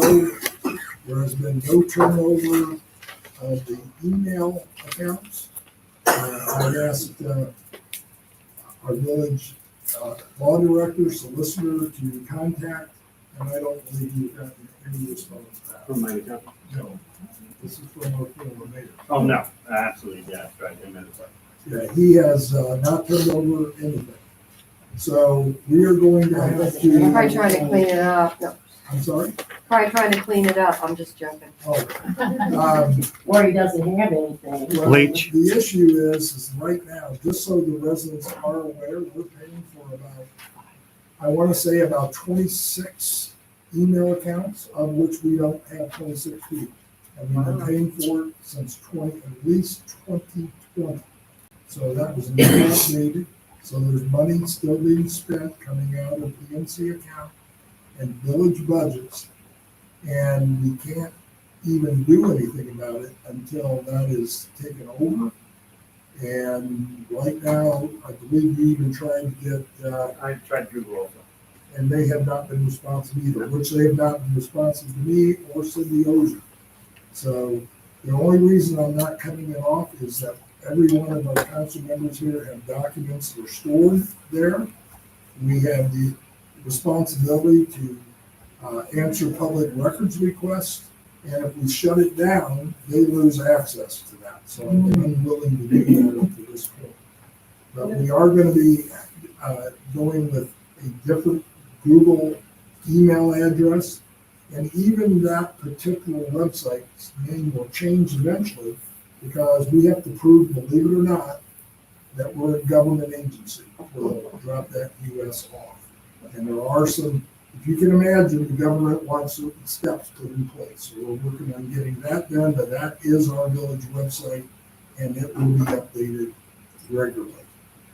So is everybody gonna get new emails then? They'll all get new emails. And that's gonna be happening soon because I'll be talking to iPanda. They will set it up, they will bill us, we'll be paying virtually the same amount, but much fewer number of email accounts.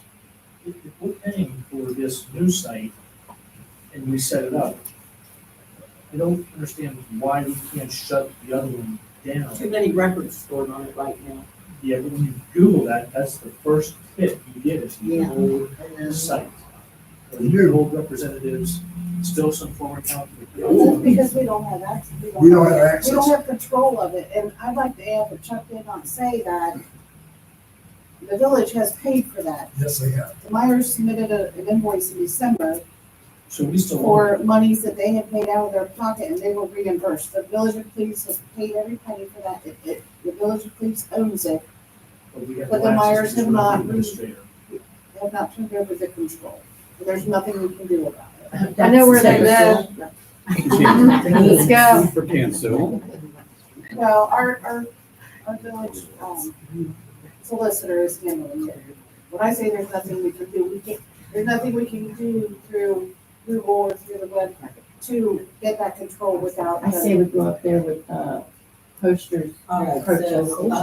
I will tell Mr. you that Merkel will be handling Mr. that. Ray Hall worked also to try and get control of that, was told by Mayor Myers he would give it to him on the Friday night, and that never happened. So, Was he drunk? I'm sorry. Mr. Myers drunk? Let's be respectful. Let's move forward. That's not. Let's move forward. All right, so we're gonna move on. We're doing this? We're gonna go to committee reports, and, Mr. Burns, if you would go first with parks, and tell us about your committee, and we'll go from there. Let me find the right window. So it wasn't an issue because nobody attended the parks meeting from the public. But there was confusion about when the parks meeting was held. It was contemporaneous with the safety meeting. So just so everybody knows, most of the discussion was between JMA consultant Jennifer Vedder, myself, and John Knupp. We did stay past the official posted start time, yet most of the business was handled before that. So we had brief updates on the goings on per usual, baseball getting underway and such. But realistically, we spent most of the time trying to figure out how to apply to the CDBG grant, which is a matter of great urgency if we want to receive the funds. So I think I should just brief council. So their timetable was released maybe end of February-ish, but it wasn't accurate with what they presented on March 6th, which was the day before we met, which even still doesn't seem to be authoritative given responses we're getting from Hamilton County about what is due when. The current situation, conveyed by Jennifer at JMA this morning, or yesterday evening, is that we must, look, we have to have public meetings to solicit public input. They must be 7 days apart.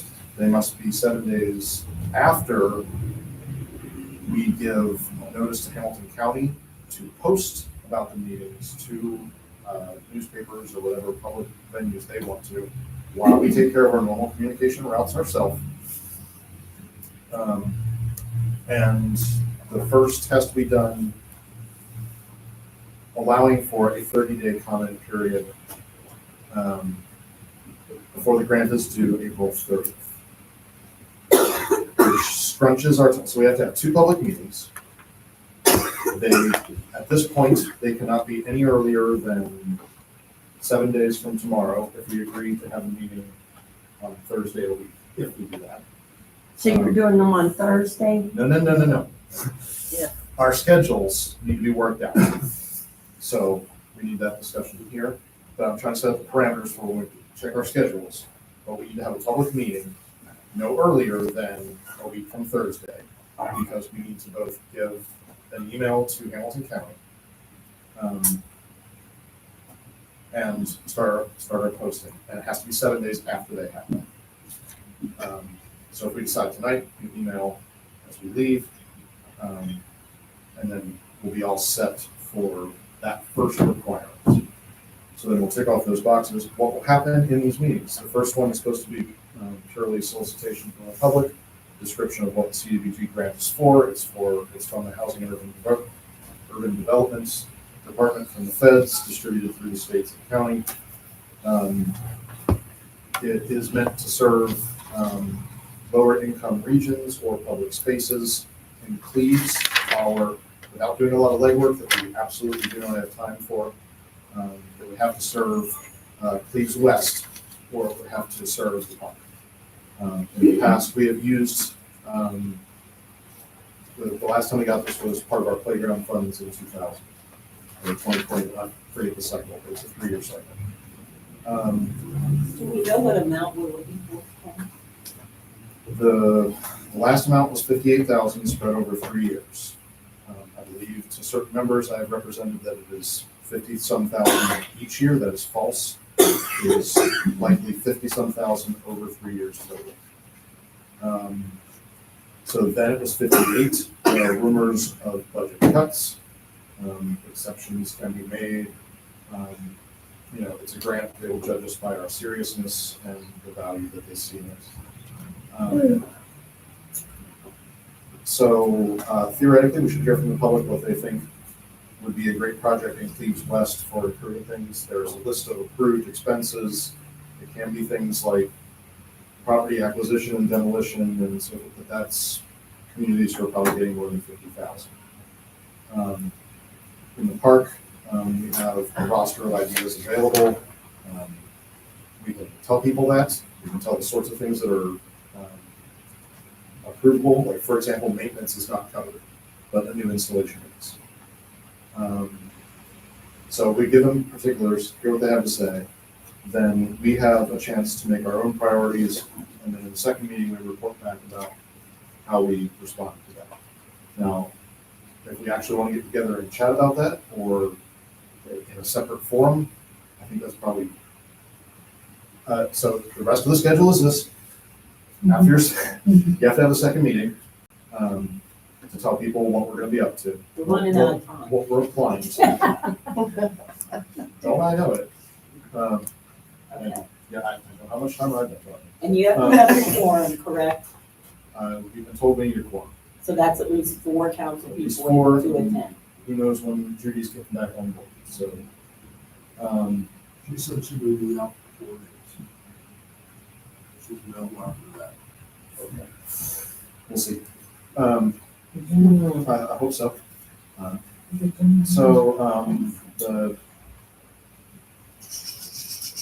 Yeah, and I mean, JMA will fill out the grant for us, so they need time to actually work on it. So there you go. Like most likely thing to do is to have the 2 public meetings within just bang, bang. The 7 days of each other. 7 days of each other. And the question is, how much deliberation do we want to do together on those? Do we want to make that discussion part of the first meeting after everybody's had their say? I think that makes sense. So there you go. The dates that I proposed have been shot down, so I need y'all to tell me what works and doesn't interfere with mine. What is the latest that we can hold the second one? Do we have to have it before our council meeting on the 10th? We have to have it before that? I mean, if this expires, we have to have it. Do we need to approve any legislation for JMA to apply? Okay, so we don't need that. Is there a deadline for the first meeting? Does that have to be done before the end of the month? According to the letter of the law on the process, there's supposed to be a 30-day comment period and the clock ticks on after the first meeting. So the first meeting needs to be held by March 29th. So right now we need to decide on a date between the 21st and the 29th that we can have 4 of us here for the meeting. Yes. And it could be a Saturday morning, correct? It could be. Could be. So in general, what works? Could it be before our finance meeting on the 27th? You know you're gonna have 3 council people there on the 27th, it's just a matter. I think after is probably more likely with work schedules. In the past, you've only been able to come after 6:30. Finance is at 7. I can get here by 6:30. I don't know how much time you need to allow for that meeting. Yeah. I don't know either, so. I'm just proposing that, I'm So available. the history of it is nobody has ever attended one of these forums from the public. I don't think that's gonna happen this time. Worst case scenario, if it runs over, it's not like it's gonna be a big problem for finance if we start over, is it? Not for me. Todd just said the 27th would work for him. What about you, dear? I'm okay with 27. Which, March 27th. We could do it at 6:30. Wednesday. At 6:30. That would be fine with me. And then we could do the finance as soon as that's done. Because this will have to get posted, correct? Public notice. They gotta put it in the paper. Right, but we have to post it as well. Yeah, We have to do our postings. Hamilton County will do their postings. They need 7 days for theirs. And we're giving them that. For the record, thank you for, well, I don't know about for the record, but explicitly, thank you for treating this with the urgency that I think we want to do. I don't wanna, I want the $50,000. So then your next chance is the 3rd. And then after that, I can't summon Gmail on this computer, and I don't know the particulars of that. I was just counting on having it 7 days after. It was, The 3rd was a problem for you that time, correct? When do you have your safety meeting? First Thursday of the month. Which would be the 4th at 6:30.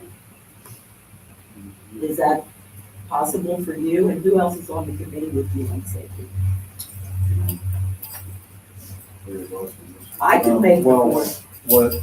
what we could do is make this the subject of parks because the outcome is very likely, Okay, and just cancel parks nominally. and when is the park? meeting? Parks is at 5:30. Well, On the 4th? does that help? I cannot be here at 5:30. And what I didn't say is I can't carry on after parks time. We're going south. Nope, I was the one. It's the 4th. Just Google it. Yes. When did your safety meeting start? 6:30. 6:30?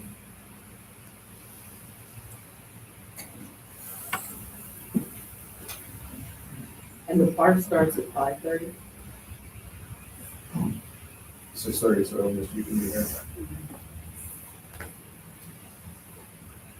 We can pick another day. I'm on my books now.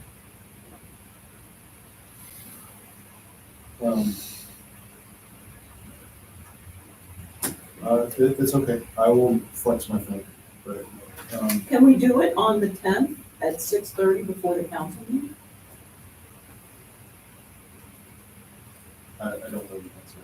And I can. Are you my gonna other be here notes on the because 10th? maybe it's in my car. Are you gonna be here on the 10th, the next council meeting? I don't know if it's legal for I don't know if it's permissible based on the parameters of it. Okay. I would be willing to do it then. So let's say this, I will check are people equally agreeable to the 4th? Is their first preference, the 4th at 6:30? Yes, and there's 4 people who could attend then? I will be here on the 4th at 6:30. That's when safety committee. I can be meeting is. there, We can move that, reschedule that, whatever, or just back it up. we'll back it up. It shouldn't take long, right? Believe it should take long. Well, why don't we just, like, the safety committee, we can start at 7:30 and 6:30. How long do you think you anticipate meeting? Since that's only communicating outward, I suspect that's 30 minutes. We could start parks at I mean, 7. it's amazing how quick you can spend $50,000. Or Hey, look, safety we're building a is- sidewalk. Yeah. So April the 4th, Thursday, April the 4th, the parks special meeting for the grant at 6:30. Then safety committee at 7, as Evan was saying. And these are public meetings, that's a public meeting. Do you need They'll be people there? posted. You need people there? They can be posted at the same time, by the way. So we're looking at 3/27 at 6:30 and 4/4 at 6:30. Okay. So we should be on our way. You just need I to can- email those to Judith so she can be at the one she can make it to. Okay, we know we have a quorum, that's, So I will be prepared for the first meeting with several options that Parks is kicking around. I will ask for better dollar amounts that I can sign from nothing, from John. And of course, anything that comes from the public will get its consideration. I don't know if there's anything else much to report on Parks. We're talking about baseball season. I guess I gotta find Cindy. Is there somebody that, I will report, TRCA graciously, cut a check to Cleves as a gesture of goodwill for improving the condition of baseball fields. There's general agreement that we should get some dirt to patch up the low spots at the moment. John is on it, is my understanding. So far, they've got it tilled and looking relatively nice, but it's been wet. we can probably give that to the clerk of council and she can get that to Cindy. Is that seem appropriate? Ta-da! Easy come, easy come. Yeah. We still need to do a resolution to pass that, so we have that prepared. A resolution to accept the check. Yeah, you really are supposed to have that approved. It's not supposed to be just deposited. It's supposed to actually take a resolution where you're accepting it. And it's in your packet, and the public has it. So all you gotta do is So vote. any donation to the park has to be accepted that. Anytime you're doing any type of donation to financial, you should have a resolution. Yeah, technically, yes. Okay. It's a document. A motion or resolution? We just make a motion accepting it? The resolution acts as more. All we gotta do is make a motion for the resolution number 12. Which has a title that has something to do with accepting the check. Yes. It's a one-time donation to the Cleveland Rivers Community Athletic Association. I will go ahead and make that motion to adopt the resolution. Bye, everybody. You all right? Bye. Take care of yourself. It's moved and second. Would you call the roll, please? Yes, Mr. Burns, Yes. Mr. Walters, Yes. Ms. Bolton, Yes. Ms. Meister, Yes. Mr. Williams. Resolution passed 5-0. Are you gonna talk about anything else, Kevin, or you wanna just move on? You wanna tell them about the grant you did for the, Well, I don't even know if I reported that. I submitted a grant for Christmas walk. They didn't even acknowledge receipt. I guess I gotta follow up. But maybe we'll get a bouncy house this year when they come. so the public knows he had 2 days to get this done, and he worked his tail off to get it done. So, we're hoping that we'll get that up. Do you remember how much the amount was for that? I think we asked for $8,000. So, and that would go towards the Christmas. Oh, yeah. How much was it? You have no comments. $8,000. 8? Nice. So, You would be shocked how expensive Elvis impersonators No, I wouldn't. We And that's- hired one that's for my picking the sister. cheap one. There's one who lives up in Delhi, Mike, what's his Yeah, name? that's, yeah, Yeah, Mike. he's well known. He's getting a little bit older now though, but so is Elvis. Linda, do you want to go on to the finance committee? Yeah, and something was mentioned earlier that prompted me, as we talk about the posting of meetings, I had a discussion with Chuck the other day. At a bare minimum, according to the Ohio Sunshine Law, we should post our regular scheduled meetings at least once at the beginning of every year, at a minimum. Chuck has always supported promoting those at a higher level. I suggested that we get something at a minimum posted that covers us for every regularly scheduled committee meeting. But we could go a notch above that. And at the beginning of every month, our clerk of council could post what scheduled meetings we have for that month. Council meeting, finance, safety, blah. So we've gone up one extra notch, but we're covered. We're covered if something comes up and the clerk can't get there a day or two before each meeting every month. She would have to post 4 different postings at least, not counting the council. If you do it at the beginning of every month, that's one more level of announcement and reminder to the public of when your meetings are. Chuck would like to go farther than that and have them post 2 to 3 days before every single committee meeting, post a reminder. That's great, but I want us to at least do the bare minimum and go up one notch. I want us to post every month which meetings are being held that month. That way, if by some chance one is missed, and we almost missed the finance meeting last month, Chuck ran around like a chicken with his head cut off to get that posted in time. I don't want to have to cancel a committee meeting because something happened, something slipped through the cracks. I would like to at least post monthly, and then they can do, the clerk of council and the mayor, they can do whatever they want of it over and above that. But I would like to at least cover the fact that all of our meetings will be posted once a month at the beginning of the month. What they do after that's fine. I don't know, that would be a request of somebody on council. I don't know if anybody has any objections to that. I agree with you on that. I agree. I think we have many venues to be able to announce. It's not like we're hiding. No, I agree. So I think this gives us some latitude and some flexibility should things change. But I think with the onset of the new, I think the only thing that I would be wary of, and I think it does concern me, is that we still don't have access to the other website. And I think that would be the only issue that I've found thus far, because you are looking at 2 different entities. You've got current council and the mayor, and you have past. And irrespective of the fact that we got documents stored there, I get that. But, you know, what's going to keep somebody from looking at this site and say, this just doesn't match up? I'm confused. So I think we keep it simple.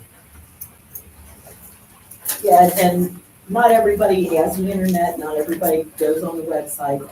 So you by law, you've got 6 public posting locations, I believe, 5 or 6. 5. And so at least once a month, it would be posted in the 6 public places. It'll be on the new website. Maybe we can talk about at finance, getting some kind of postcard or letter sent out to residents, letting them know that that old website is not up to date.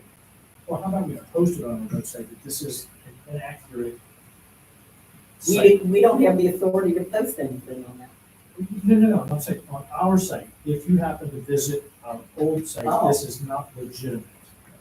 It's illegitimate. Gary, I didn't mention this before, but one of the things we always look for is the cost factor of mailing. It is my intent to be doing a letter that is going to address the website. Now, it's not going to get to everybody, okay? But I'm going to do it the way I delivered my campaign. So I'm planning on starting here very soon. The exact routes that I went, and then with the other ones that are like registered voters, I think we can mail those and keep our costs low. So I am planning on trying to do that very, very quickly. By the 28th, I want to have it done. I'll be candid with you. When you sent out the link and I hit that link and then I inadvertently deleted it, I went in there and put in Cleves, the old one, my error, and I'm still pulling up, all that erroneous information. So it's quite confusing, quite disappointing, irrespective of where we are. And that's a newsletter. Last year we started, or 2 years ago, a spring and fall newsletter, the mailing going out to the residents. We need to continue that. Yeah, I've already talked to the same company, so I'm working on that. I agree. Can I make a comment? Yes. On the old site, from what I'm seeing, there's not been anything posted since the fall of 2023. And I would assume that anybody that would come to that site first, which is the same thing that happened to me, they would realize that there's a glitch or something and would reach out, fingers crossed, Where would you reach That- out to? call the village, I don't know, make a Does phone anybody call, answer ask that? around, ask your neighbor. We don't have, I've been working with Cincinnati Bell to help us get into that. And they sent me a link and 4 or 5 different phone systems, of which I don't know which one we have. So the answer to that question, if you call here, you're probably not going to get me. You may get the police, and if they tell us, that would be great. But the only thing I can tell you is I only got so many hours in a day. And what I've tried to do is put my number out there, and I am getting calls at home. Okay, so I will work on that. That's just not been my thought right now. I don't disagree, I totally understand. Yeah, but I do think our residents need to be able to pick up the phone and reach our administration building. So I think, even if someone helps you do it, Chuck, I think that should be, we need to have a phone where someone could reach out and reach Penny. Was one of your options for a phone system Avaya, A-V-A-Y-A? Because that's ringing a bell to me. I don't know.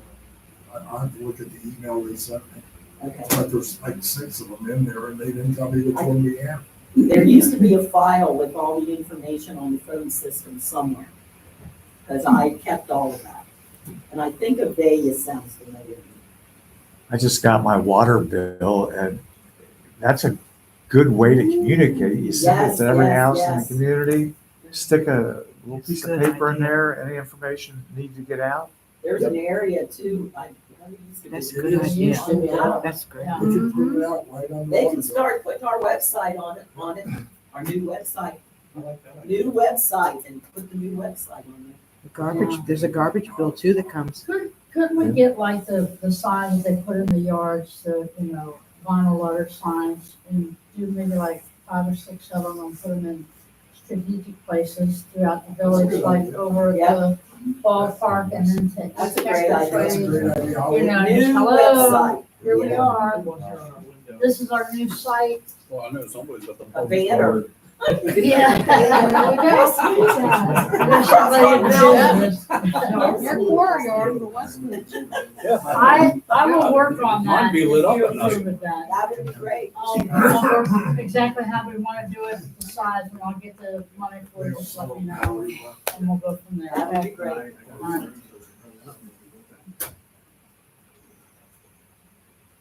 Okay, so you got more to do. I can take care of it. All right, that's. You gotta make your recommendation. Yes, I would like to recommend that, make a motion, I guess, if that's what you want officially made, that our clerk of council post at the beginning of every month, post a regularly scheduled meeting. We can just do that. Okay, well, I didn't know what you were expecting, okay. Now, I'm looking at this. We need to move on. Oh, I haven't even been in my report yet. Okay.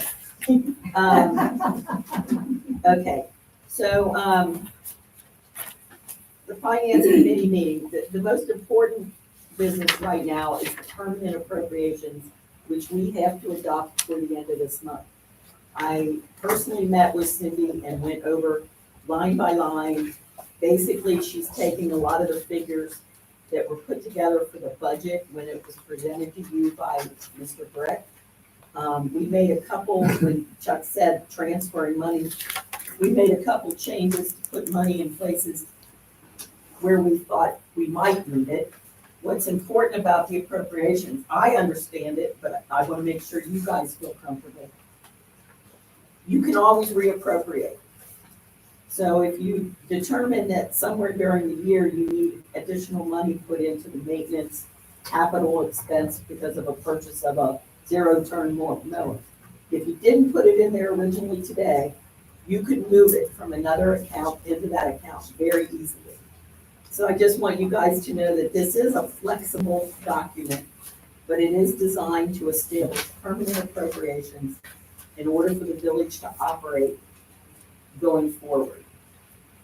I feel very comfortable with what I saw when I met with Cindy, and then she presented reports and to the finance committee as a whole. So the finance committee is recommending at this time that those appropriations be adopted.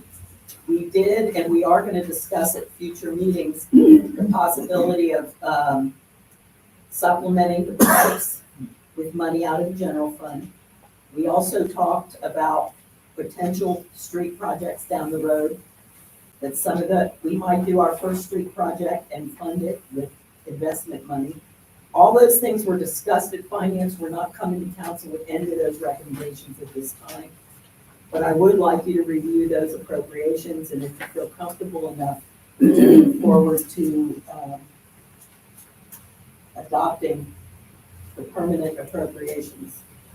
You do need to do this month, correct? If we don't do it today, we have to have a special council meeting to do it before the end of this month. Question about Exhibit A. Yeah. Is this the correct thing that you're trying to append to? Cindy, I think, sent us the document online, a PDF.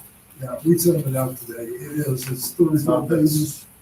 It's 34 pages, I believe. Okay, well then I have a question on what this is, because this looks like transactions. These are past, post-dated. It doesn't say anything about this much for this year. That's what It she looks like a said. February report. It's a payment register detail from February. That's not what we're talking about. Well, it's labeled She Exhibit A. did not send us that actual Appropriation. I thought it came in a 34-page. She said she had the amounts on there, the appropriation amounts. Here was the financial worksheet budget, showing what the budget was tentatively for in 2024. She said she went by those figures for the most part. I saw something What we got with online. the ordinance today, the paper copy is fine. Correct, Kevin's correct. This is the wrong attachment. The paper, you guys have a paper attachment? I only looked at what came in the, This on the is, PDF. this is what I asked for the approval. This is an email I got. That's the document I got.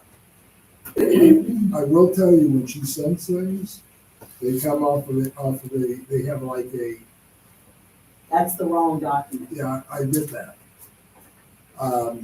But I think the one that was PDF to us, I saw appropriations on the report.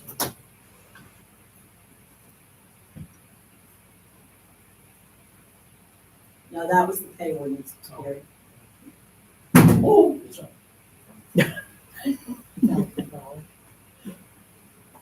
And that was sent when, because I can tell I saw the one you, we had at the finance committee, but I'm not seeing any emails where she sent it. I don't think she did. Not to me. Well, I'm opening up something right now. You had me send something today, Joe. That's wrong though. That's what they got. Okay. Jeez.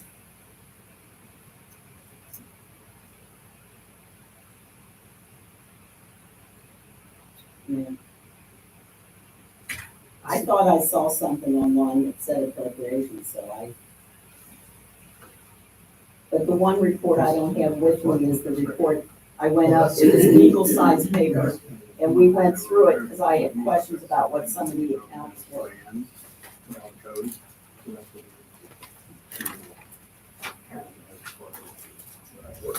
I don't know that we can move forward. We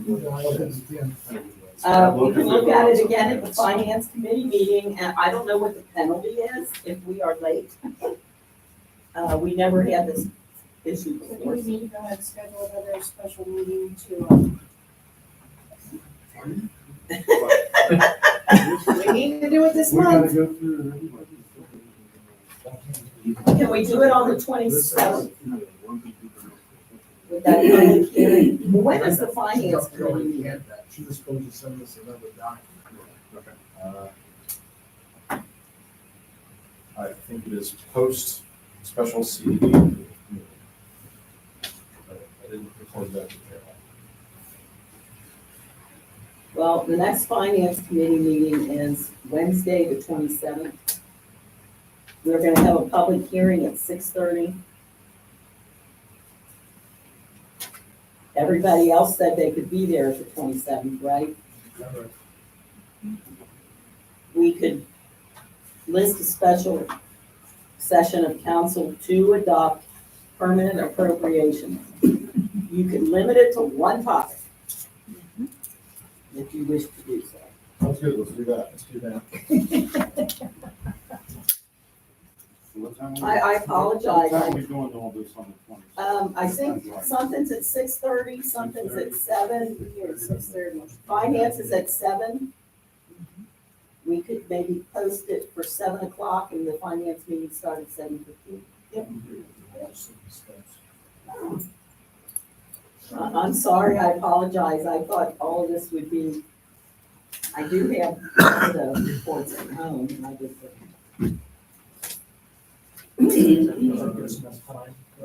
Yeah, I think so, yeah. Well, that's coming on a super quick special meeting for the other purpose.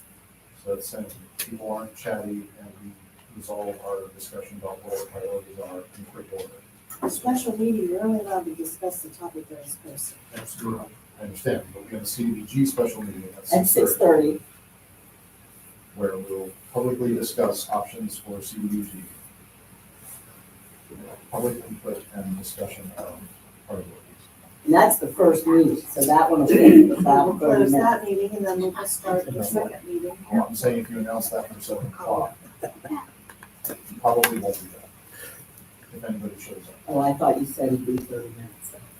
No, the second one can easily be 30 minutes. The first one, I suspect, would require some. And that confusion is probably why I We didn't really report. think a bunch of people are going to show up. I don't know anything. Are we able to see this beforehand and we come prepared? And that way we are restricting our time to 15 minutes and we limit to that. Start promptly and end promptly. Exactly. Okay. You said this appropriations first? Yes, It's good. get it out of the way. Limit it to that. Appropriations, then the special grant meeting, then following that would be finance. Got it. We don't really need to have finance that much, do we? Yeah, We got a lot of things to try to work out. So will this be sent, this be sent to us via email then, that we can take a look at it? If it gets sent to me, yes, or, yeah. Well, who has it? Is it? It's Cindy our has it. fiscal officer. Okay, so she can send it to us. When did she return from her vacation? I don't know. She sent me pictures from the Grand Canyon, stuff like that, and I don't know. Well, we got 2 weeks. That is So, yes, and she'll be back.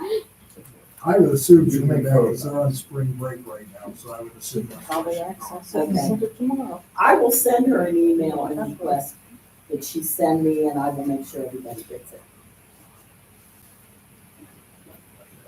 Got one more.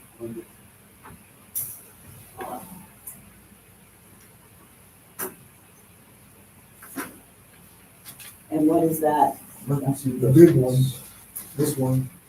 Oh, okay. So at the finance meeting, another topic we discussed was doing something to bring our current maintenance pay into alignment with what is a more fair and market value wage. And currently, we have a park employee, maintenance employee / park employee who's been with us for over 15 years, maybe longer. who is currently making $16.50 per hour. We have a fairly new maintenance worker who isn't, I don't think he's been here a full year yet, who's currently making $16 an hour. So we had quite a discussion in finance about bringing these pays more in line, especially if you have to replace somebody. What are the odds of finding an adequate worker at that dollar amount? We also have to take into consideration that we are a village, we gotta get a handle on our revenue, what we really have to, because the maintenance department functions on a separate fund where permissive and motor vehicle tax money and whatever goes into. But we have to supplement it out of the general fund. We can't run our maintenance department on just those monies. The committee did discuss thoroughly, and at the end, we decided to come to council with increase, and this is a salary adjustment, not a raise. Employees will still be considered for a raise. This is just to bring the salary adjustment made for the current workers. We're recommending that Norman Rutherford go from $16.50 an hour to $18.50 an hour. This is a reflection of a more current wage, as well as the number of years of service that he has. It didn't seem right that he only made 50 cents an hour more than a guy that just started. At this time, because the Austin Benebango has been here less than a year, hasn't even had a review yet, we felt like if we take his adjustment from 16 to 17, $17 an hour, which still probably isn't enough, but it's a start, that would be the starting wage for any full-time employee that we get from the maintenance department as of right now. That can be adjusted after further discussion. And then we looked at our maintenance supervisor. And if we're gonna bring up these employees, then how does that affect his pay and where does that put him at? And we also discussed the fact that he's probably not paid what he's worth either. And we are recommending that his salary be increased by approximately 8%, which would be around $3,800 up to $50,000 a year. So, Do you have any comments and counsel about that?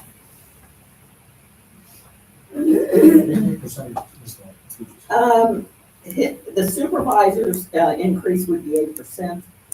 The Austin's would be 6%, and Norman Rutherford's would be 12%. Well, we looked at what we thought we could afford as well. The current cost of living, those two employees are still underpaid, even after our adjustments made. So we don't know yet for sure what we can afford. How are you getting raised? You don't know for sure if you can raise. We feel that we can give them this raise, but we can sit here for months and debate how high to go, or we can wait 8 months and figure out, okay, where are we at? Cindy has reported to finance that she's comfortable with where we're at right now, that we don't need to even ask or consider a levy at this point. But the maintenance department is the only service department that we currently provide our residents. We provide that. Not Miami Township, not Hamilton County Sheriff's, we do. And so I think we need to figure out if we can afford to be in business or if we can't. And $16.50 an hour is not enough for someone who's been here 15, well, he was here long before I left, and I've been gone 8.5 years. And then you've got a brand new employee. This is a starting point, Gary. When we were discussing this in finance, Cindy was there, and she did indicate that this is within our budget. And to rephrase, hopefully not belaboring it, this is more of the stopgap approach, where we've had a rule of thumb. That's you're asking about the evidence essentially. Say, what's the analysis that's saying we can do this? That is, we're deferring to Cindy on that. The back of the envelope, yes, we can afford a few thousands of dollars here and there, especially with the new revenues coming from the house increases. So that part overwhelms these few $1,000. And the discussion is that we do need a more thorough and grounded approach to saying, what are our ground levels? What is our progression through the years? And having a better rubric, which we don't currently have at all.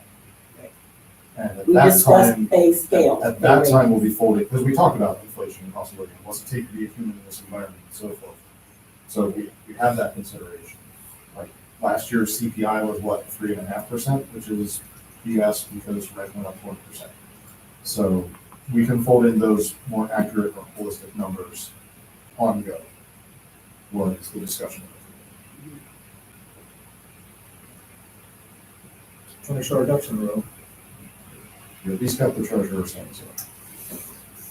Yeah. Any comments, I'd just like to hear from the public, because obviously you just heard that discussion. You guys know what the cost of living is. But my personal opinion, being that I've dealt in construction, granted I was a union guy. You got a maintenance guy's been around here. John's been around how long? 8 or 9 years. And $50,000. I'm sorry. I that's not that much. And he does one heck of a job. I mean, does a great job. All of them do. 8%, I don't think is, I wouldn't consider it fair for what he's done around this village with little directions in previous years and being dumped on like he's been dumped on in previous years. I just don't think 8% is enough for the maintenance supervisor. I Well, that mean, is put it this definitely way. something we can discuss and look at when we get a better handle on what we Right. can afford. But on the other hand, you're dealing with the same thing that you are dealing with the administrator. If he was to leave, are you gonna get somebody in charge of maintenance for $50,000 a year? Maybe not. That's my point. And that's been a case in this village as long as far back as when I was here. Right. Our people have never been paid we had part-time police officers putting bulletproof vests on for $9 an hour. And it's not And just then Cleves. $11 an hour. And it was, they were here to get the experience and then they moved on. And we had to understand that that's what we were, a training ground. And it's not just Cleves, it's every small No, village. no. I understand. But to me, 8%. This is the first step to try to Right. make something that makes sense for our employees. I think that just really to keep people for now, these numbers look quite acceptable.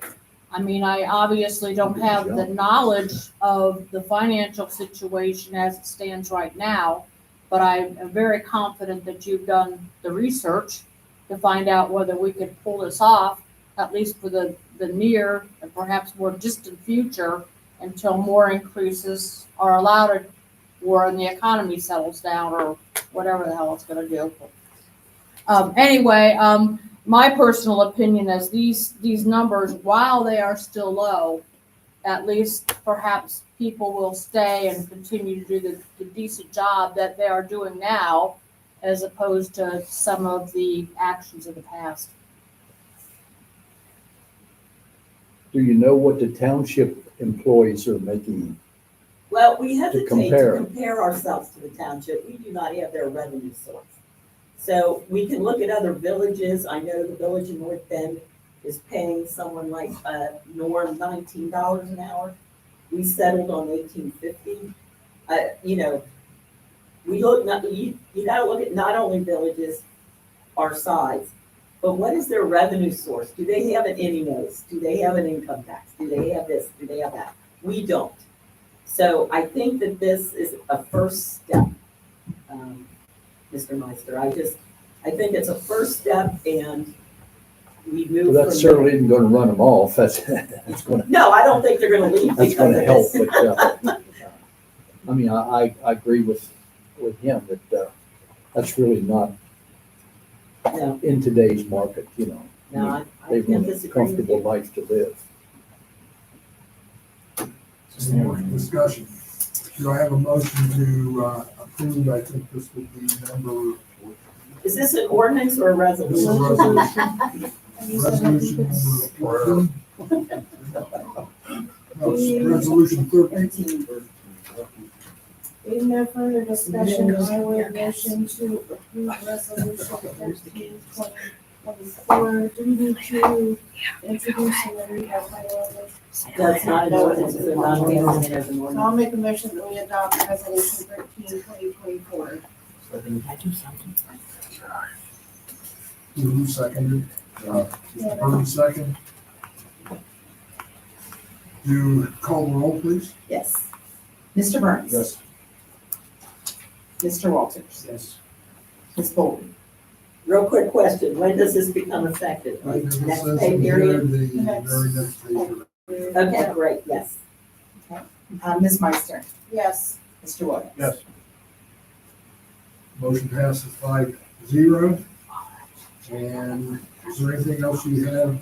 No, I mean, it's gonna stay, at some point, we're gonna be looking at employee raises, but not now. I think those were what, over the summer, do you know, Jerry? What was the normal, employee? There was not a, They have not been doing employee evaluations, there was no one, they're starting from. Okay, it'll stay on the agenda in the finance committee, we'll be looking at that as we go along. Yes, thank you.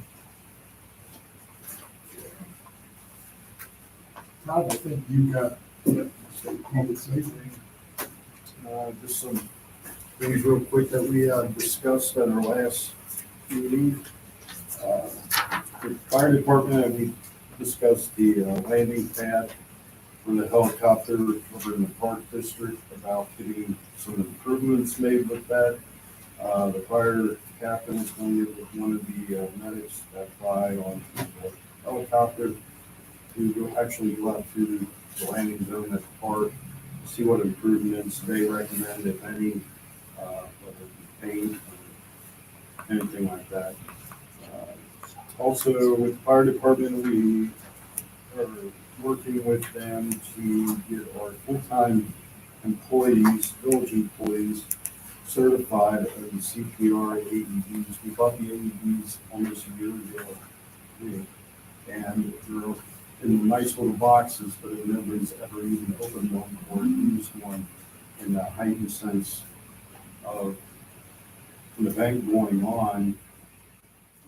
You don't function very well. If you have some kind of knowledge of what happens when you open that door and you turn it on, what's going to happen next, how to use it. Our fire department's good, but if the train's blocking, you can't get there, that might be that little bit of time that you need. We also, Ms. Meister brought up a good suggestion about implementing a monthly inspection on all the village AEDs. We have yet to determine who would be in charge of that. I prefer one person that would be the sole person doing that, so they're familiar with each location and what needs, if batteries need to be replaced or something like that. The fire department also said, since we just recently had our time change, that when you change your clocks, you change your smoke alarm batteries as well. And then talking about the safety, we were discussing the solar speed lights, speed stop sign, or not stop signs, or speed limit signs on East State Street. I've got from Sergeant Carney 4 or 5 different companies that make them.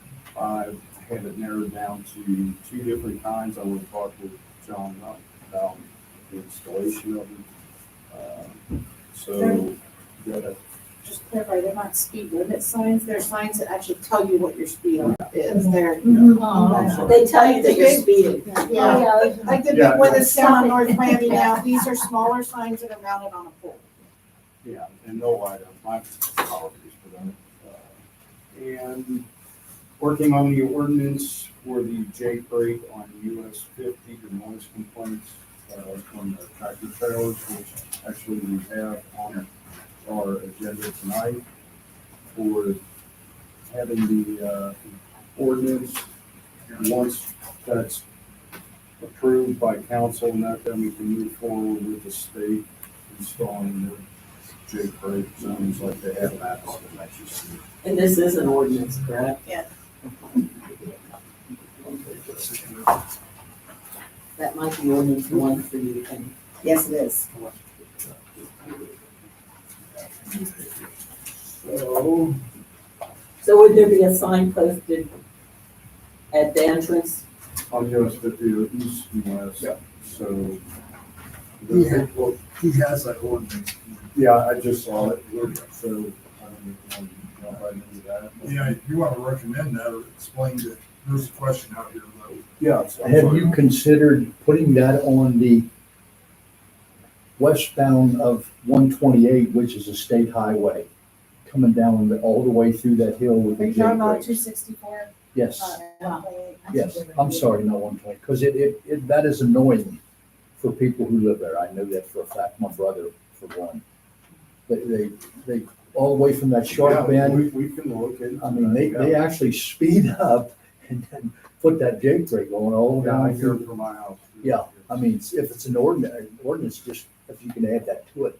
The ordinance is already on the books. Oh, okay. Yeah, it's gonna repeal it to, because it covers the entire village. But with, the ordinance passing and repealing the one that's there, it's just more detailed and it lists the fact that you can, the, ODOT and that to put signs up. So there's warning, ingress and egress and that kind of stuff.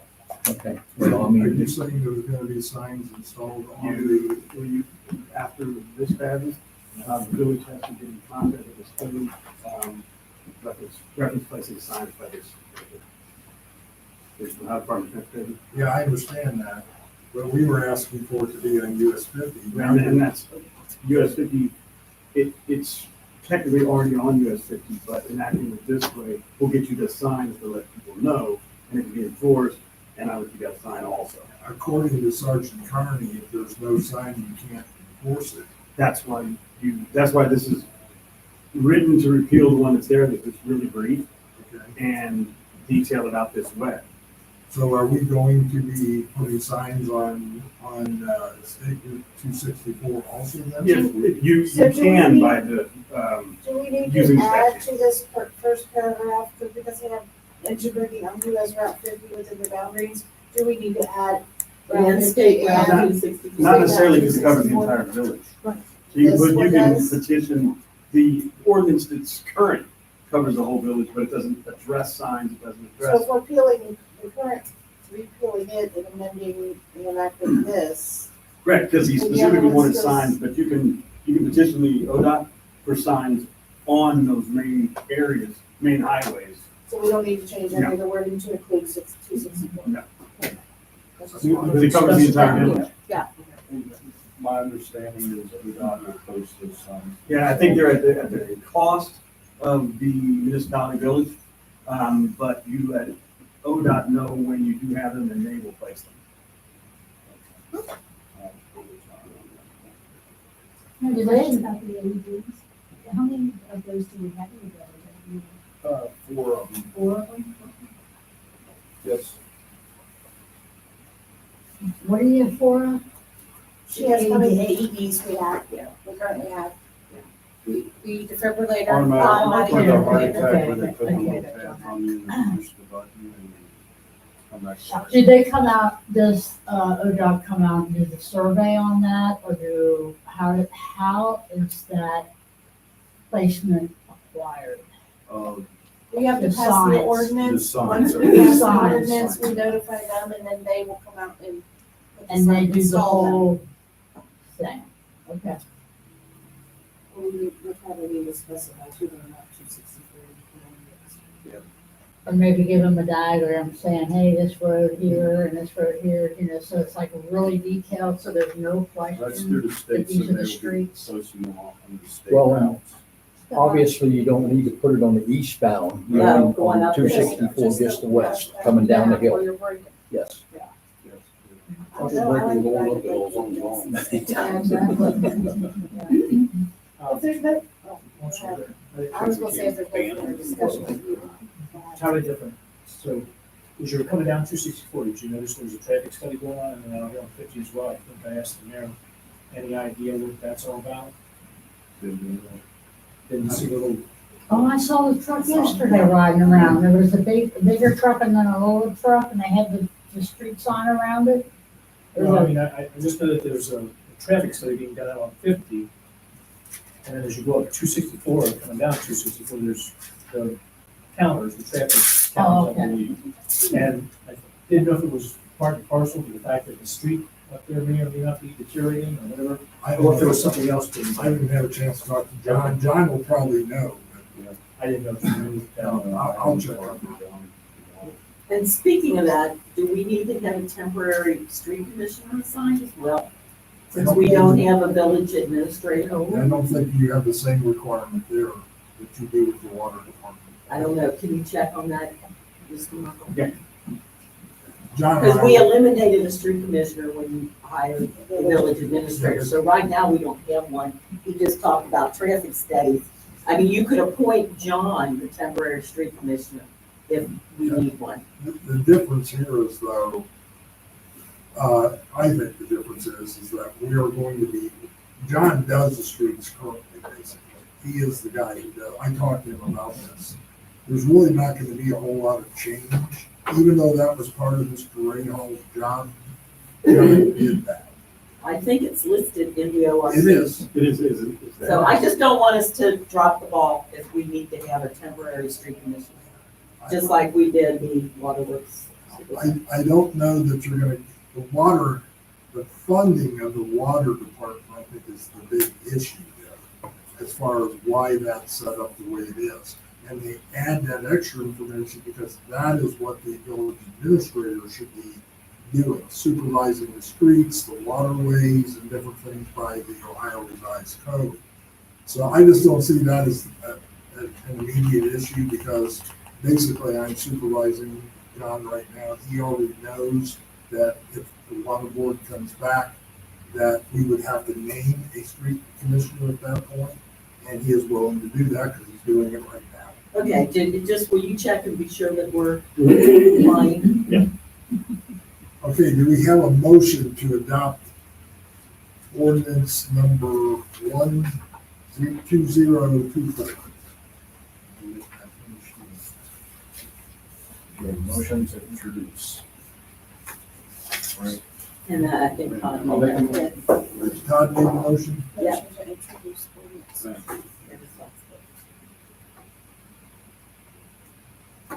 Let's see, this would be ordinance 01-2024, repealing, amending, and reenacting ordinance 72.125. I will second.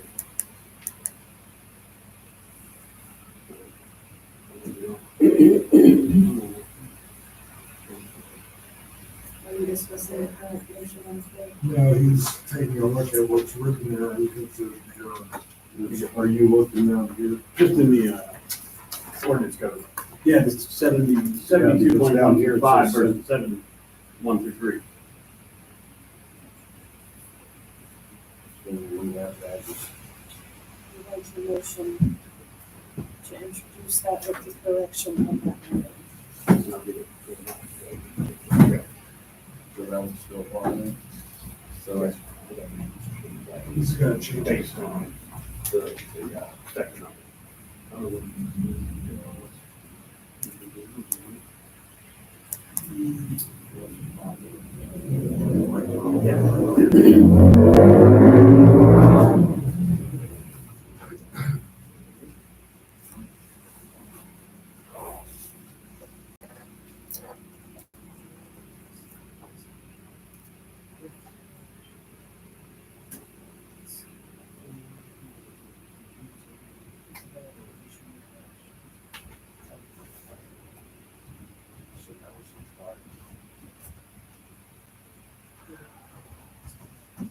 Starting with motion because I didn't know you guys already had it, and I didn't have it.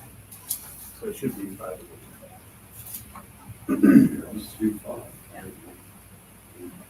Oh, Yeah, I added that as an additional traffic violation, and then I went into code and found.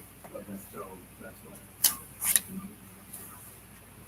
So the 125 is correct. 125 should be correct. Yeah. So you- 125 is correct. Motion Okay. to introduce. So I would take it in.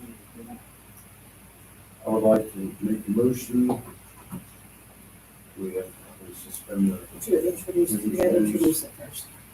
ordinance 01-2024, repealing, amending, and reenacting ordinance 72.125. I'll second that motion. You want to call the roll call? Yes, Mr. Burns? Yes. Mr. Walters? Yes. Ms. Bolton? Yes. Ms. Meister? Yes. Mr. Williams? Yes. I'd like to make a motion to suspend the rules and read by title only. I'll second. Would you call the roll, please? Mr. Burns? Yes. Mr. Walters? Yes. Ms. Bolton? Yes. Ms. Meister? Yes. Mr. Williams? Yes. Ordinance 01-20, I would like to make a motion to adopt ordinance 01-2024, repealing, amending, and reenacting ordinance 72.125. I will second. Would you call the roll, please? Mr. Burns? Yes. Mr. Walters? Yes. Ms. Bolton? Yes. Ms. Meister? Yes. And Mr. Williams? Yes. And that ordinance passes 5-0. And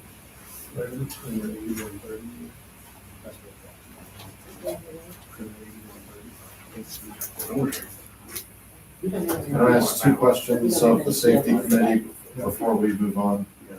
First, was there always a light at US 50 and State Road? There's a big prominent one hanging over Dental Depot right now, and I did not, What do you mean a light? a street light. A street light? Hanging like out the fall. Just gigantic street light hanging over the highway that I never noticed before in X years. To be honest, I've driven past it a million times and never really paid that much attention. Although it'll be dark tonight, so. remember I that. think there was always one over there because of the railroad tracks. Are you talking about on that, over on that side of the little We don't know. entrance? We'll ask Johnson. Then the second thing, I would have you consider it for your committee. Like, at one point, there was flashing lights that said, hey, you're coming down this curvy bit towards the intersection of Miami Avenue and State Road. And I've almost died on it twice this week. Because I don't normally drive in rush hour when the car's back up. Yeah. I'm a fan of that re-existing. I don't know what you guys thought about that. What part of state was it on? Yeah, I remember. As you wind down the hill past Ponches, Okay, so right before that last curve, there was yeah, one there. before you hit the Legion train, and if it's backed up from Miami, you don't get any more. You come around that curve and you're right there on. Yeah, Is the sign still there, but it's not blinking, or, I don't think even the sign is there. wow, Was it? there There was. was a flashing light. Yeah. I believe we pitched it when it broke. It was a light that had the stoplight, like the sign had a stoplight with the flashing. It was warning you there was an intersection, Yeah. traffic signal. So you can consider that. That's the end of my point. John, do you have anything else? No. We'll move on to Mr. Walters. There was a brief overview of the zoning meeting that we had this month. It would be very brief, as much as that, because we are, developing this, we're still filling our way around. And it was only, as a result of that meeting, it did show that we did need a zoning appeals. My feeling is that this planning and zoning hears issues and then makes recommendations to planning and zoning appeals and so forth. So they're two separate entities, but again, it was just the fact that because we are so new, we're still feeling our way around. So I really don't have much more to update, other than the fact that there were concerns and there were some issues, and that's indicative of then the fact that we do need the appeals board. That's pretty much. The only thing I would add to that is that Hamilton County model zoning, they're gonna be doing a facilitating of a review. So you take a look at the International Maintenance Code, because there's some things conflicting with the 1968 code, and they're gonna sort of walk us through that process, and that's gonna take about a year to finalize. To that point too, they will be here at the Steve Johnson, I believe is his name. Well, Steve Johns is sending somebody from, I don't know the gentleman's name, but they'll be at the next zoning committee to talk about that process. And I do think the committee will also be looking at the advantages of a planning and zoning commission versus a planning and zoning community council. That's gonna be further discussion down the road. And then, Do I remember that? Question. yes, Are we gonna be provided with up-to-date zoning, the walls of zoning for the planning, or for the appeals board? You'll be provided with what we currently have. Right, that's what I We're mean. working on improvement. Right, so I mean, I don't want the committee that then all of a sudden we don't have the manuals to look at if there's an appeal. no, I think, no, you don't have. I think that our zoning manual right now is on the website. It is. So you can pull up the website and either download it and save it as a PDF or print it off. But there's discrepancies on the zoning map and what is actually property zoned. And I don't want to go into a hearing and the only information that the citizen has is what the zoning map says and what reality is. I think in situations like that, you're gonna have to look to the variances that were or were not granted. Right, I want to make sure we have all the information on the committee. Didn't we redo that map? Well, to redo your zoning map is a big process. We may have had it redesigned to look nicer. I don't know that we actually changed any zoning districts. I thought there was some You have to have a ton of discrepancies at the public point, and they were corrected Could be. on the last pretty map that we had printed out that was color coded. That's my recollection, but that's some time ago. You can always look at Hamilton County Auditor with dates True, on it. yeah. Well, Pages, yeah. you can and, yeah. But I think our zoning map is what you would have to go by at this time. Exactly. Correct, yeah. And I hadn't looked at it before, but I can tell you that there's stuff zoned on it or it's not. Yeah, we're working on that. Any other questions? I can go to the zoning. We basically have one more thing We had it to approved by deal, JMA. and in your packets, for those that have not been here, we had a student that addressed the village, I think it was last year, and came a number of times and designed a village flag. Kevin, I think you probably had more involvement in that than anybody, so would you mind explaining a little bit, because you're the one who made the recommendation that we would adopt. So, Motion that we adopted for them here. You did? Yeah, I know. so the history is Benjamin Mitchell designed this with his grandmother, so did himself, representing different components of the Tri-State, Three Villages, Three Rivers area. It took a second nudge for us to come together. Ultimately, we voted to approve it for 1 year. There was some hesitation about, okay, this was unsolicited. Are we going to keep getting projects from everybody? Do we want to be in this business? I don't. And so we approved it on a temporary basis. That has not materialized. At a minimum, our year has elapsed, and I guess we don't have an official flag anymore. So this is resolution to adopt it on an ongoing basis. One issue that I would ask council to address, because this, I believe it says as designed by Benjamin.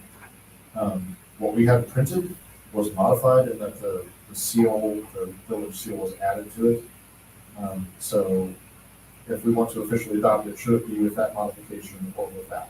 So do you want, how would you change the wording? To include the village seal. Okay. I would want the village seal. Because without the village seal, there's nothing on the flag that indicates, other than the Three Rivers meeting, that it's the village meeting. I can support that for consistency. It's consistent with other municipalities that have their seal on there. Originally, I think the flag design is fine. I think it's technically sound. I think it's fine the way Benjamin designed it. It seemed to be preference of council at the time that be modified in that way. That's the way it's printed. I would just make it official one way or the other. I'm hesitant to adopt that flag as a permanent flag to represent the village of Cleves, only because he did a great job, a lot of effort, and I can afford that. But if we're going to adopt a flag to represent the village of Cleves, I think there should be more thought, more input, but other residents in the village give their thoughts and input to it. So that's the only reason I would be hesitant to adopt it as a permanent flag representing the village. I tend to agree with you, other than this, I would want the village emblem on it for sure. If we did continue to fly, I mean, we could have motion to continue to fly it for another year, adopt it for another year or timeframe.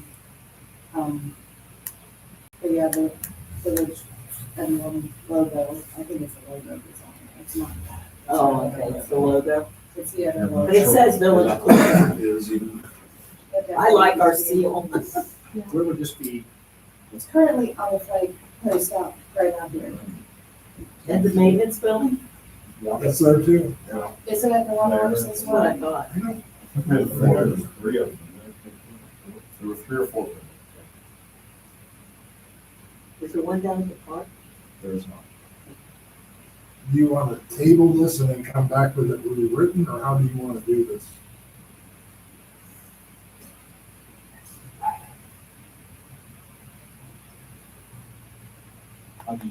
I'd be happy to introduce a motion to just modifying the saying, incorporating the village logo, current operating village logo, as a modification of the original design. That seems a bit wordy, but I But you don't still want normally it speak in whereas permanent. either, so. You still would like your motion to include a permanent. I think we're missing the human scale of this if we vote for this for another year instead of for an ongoing basis. I think it was a good contribution. I think it's a fine flag. We've already implemented it. I think we're being overly cautious if we. Did you solicit this, or was it just more of an idea? Not solicit. When you put 2, 1, 2 flags?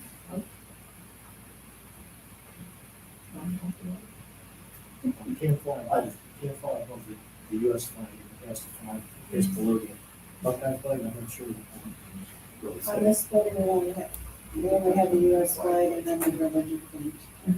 We don't have a state. I'll tell you what, I will make a motion to adopt resolution number, please help me. 14. Number 14, a resolution as written here, making a motion for the Village of Cleves Council to formally adopt the village flag as designed by Cleves resident Ben Mitchell, with the modification that it include the village's current seal as original intended. I'll second that motion.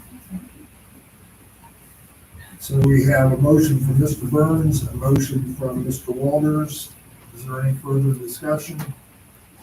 I would support adding additional years, but I'm gonna struggle to support permanent. That's The just me. animal that says permanent. It says to formally adopt. As the village code. So you wanna So take, that's permanent. you wanna take formally out of it? Kevin, Well, he's Kevin got a didn't make the motion and a motion. second, we gotta vote on it. Correct. We are able to discuss now. Yes, and I'm just letting you know where I stand. If I vote no, it's because of What's like your permanent. appropriations, you can yank this away, the next why it floats your boat. But, Once we adopt it formally, it would be hard to rescind that. If we adopt it. And again, it's not like we're gonna be going and saying, we're gonna replace this flag, so we're gonna go open it up to the public for future flags. If we want to have a village. To Well, me, he's the got a way, motion, to me, we the got a way the second. motion is worded, the way it's written, it sounds like we're adopting that flag as the Village of Cleves official flag. That's the way I understand it. Which would be permanent. Well, you have a motion on the floor, so we probably need to vote and figure it out. And a second. And a I second. second you. So we need to call the roll. And Mr. Burns, yes. Mr. Walters, Yes. Ms. Bolton, Nay. Ms. Meister, No. and Mr. Williams. Motion passes 3-2. All right. It's fine, majority rules. Is there anything else from the public? Anybody want to make any comments? No more comments, then I would like to have a motion to adjourn. I'll make that motion to adjourn. First was Ms. Meister, who did the second? Todd, I don't know. You did the second, Todd? He said it with enthusiasm. Yeah, I couldn't tell where it came from. I'll We're gonna call the second roll. that. Mr. Burns, Yes. Mr. Walters, Yes. Ms. Bolton, Yes. Ms. Meister, Yes. Mr. Williams. Yes. Thank you very much for staying. Thank you. You're gonna need a bigger room soon. I just have to see if it's sitting there.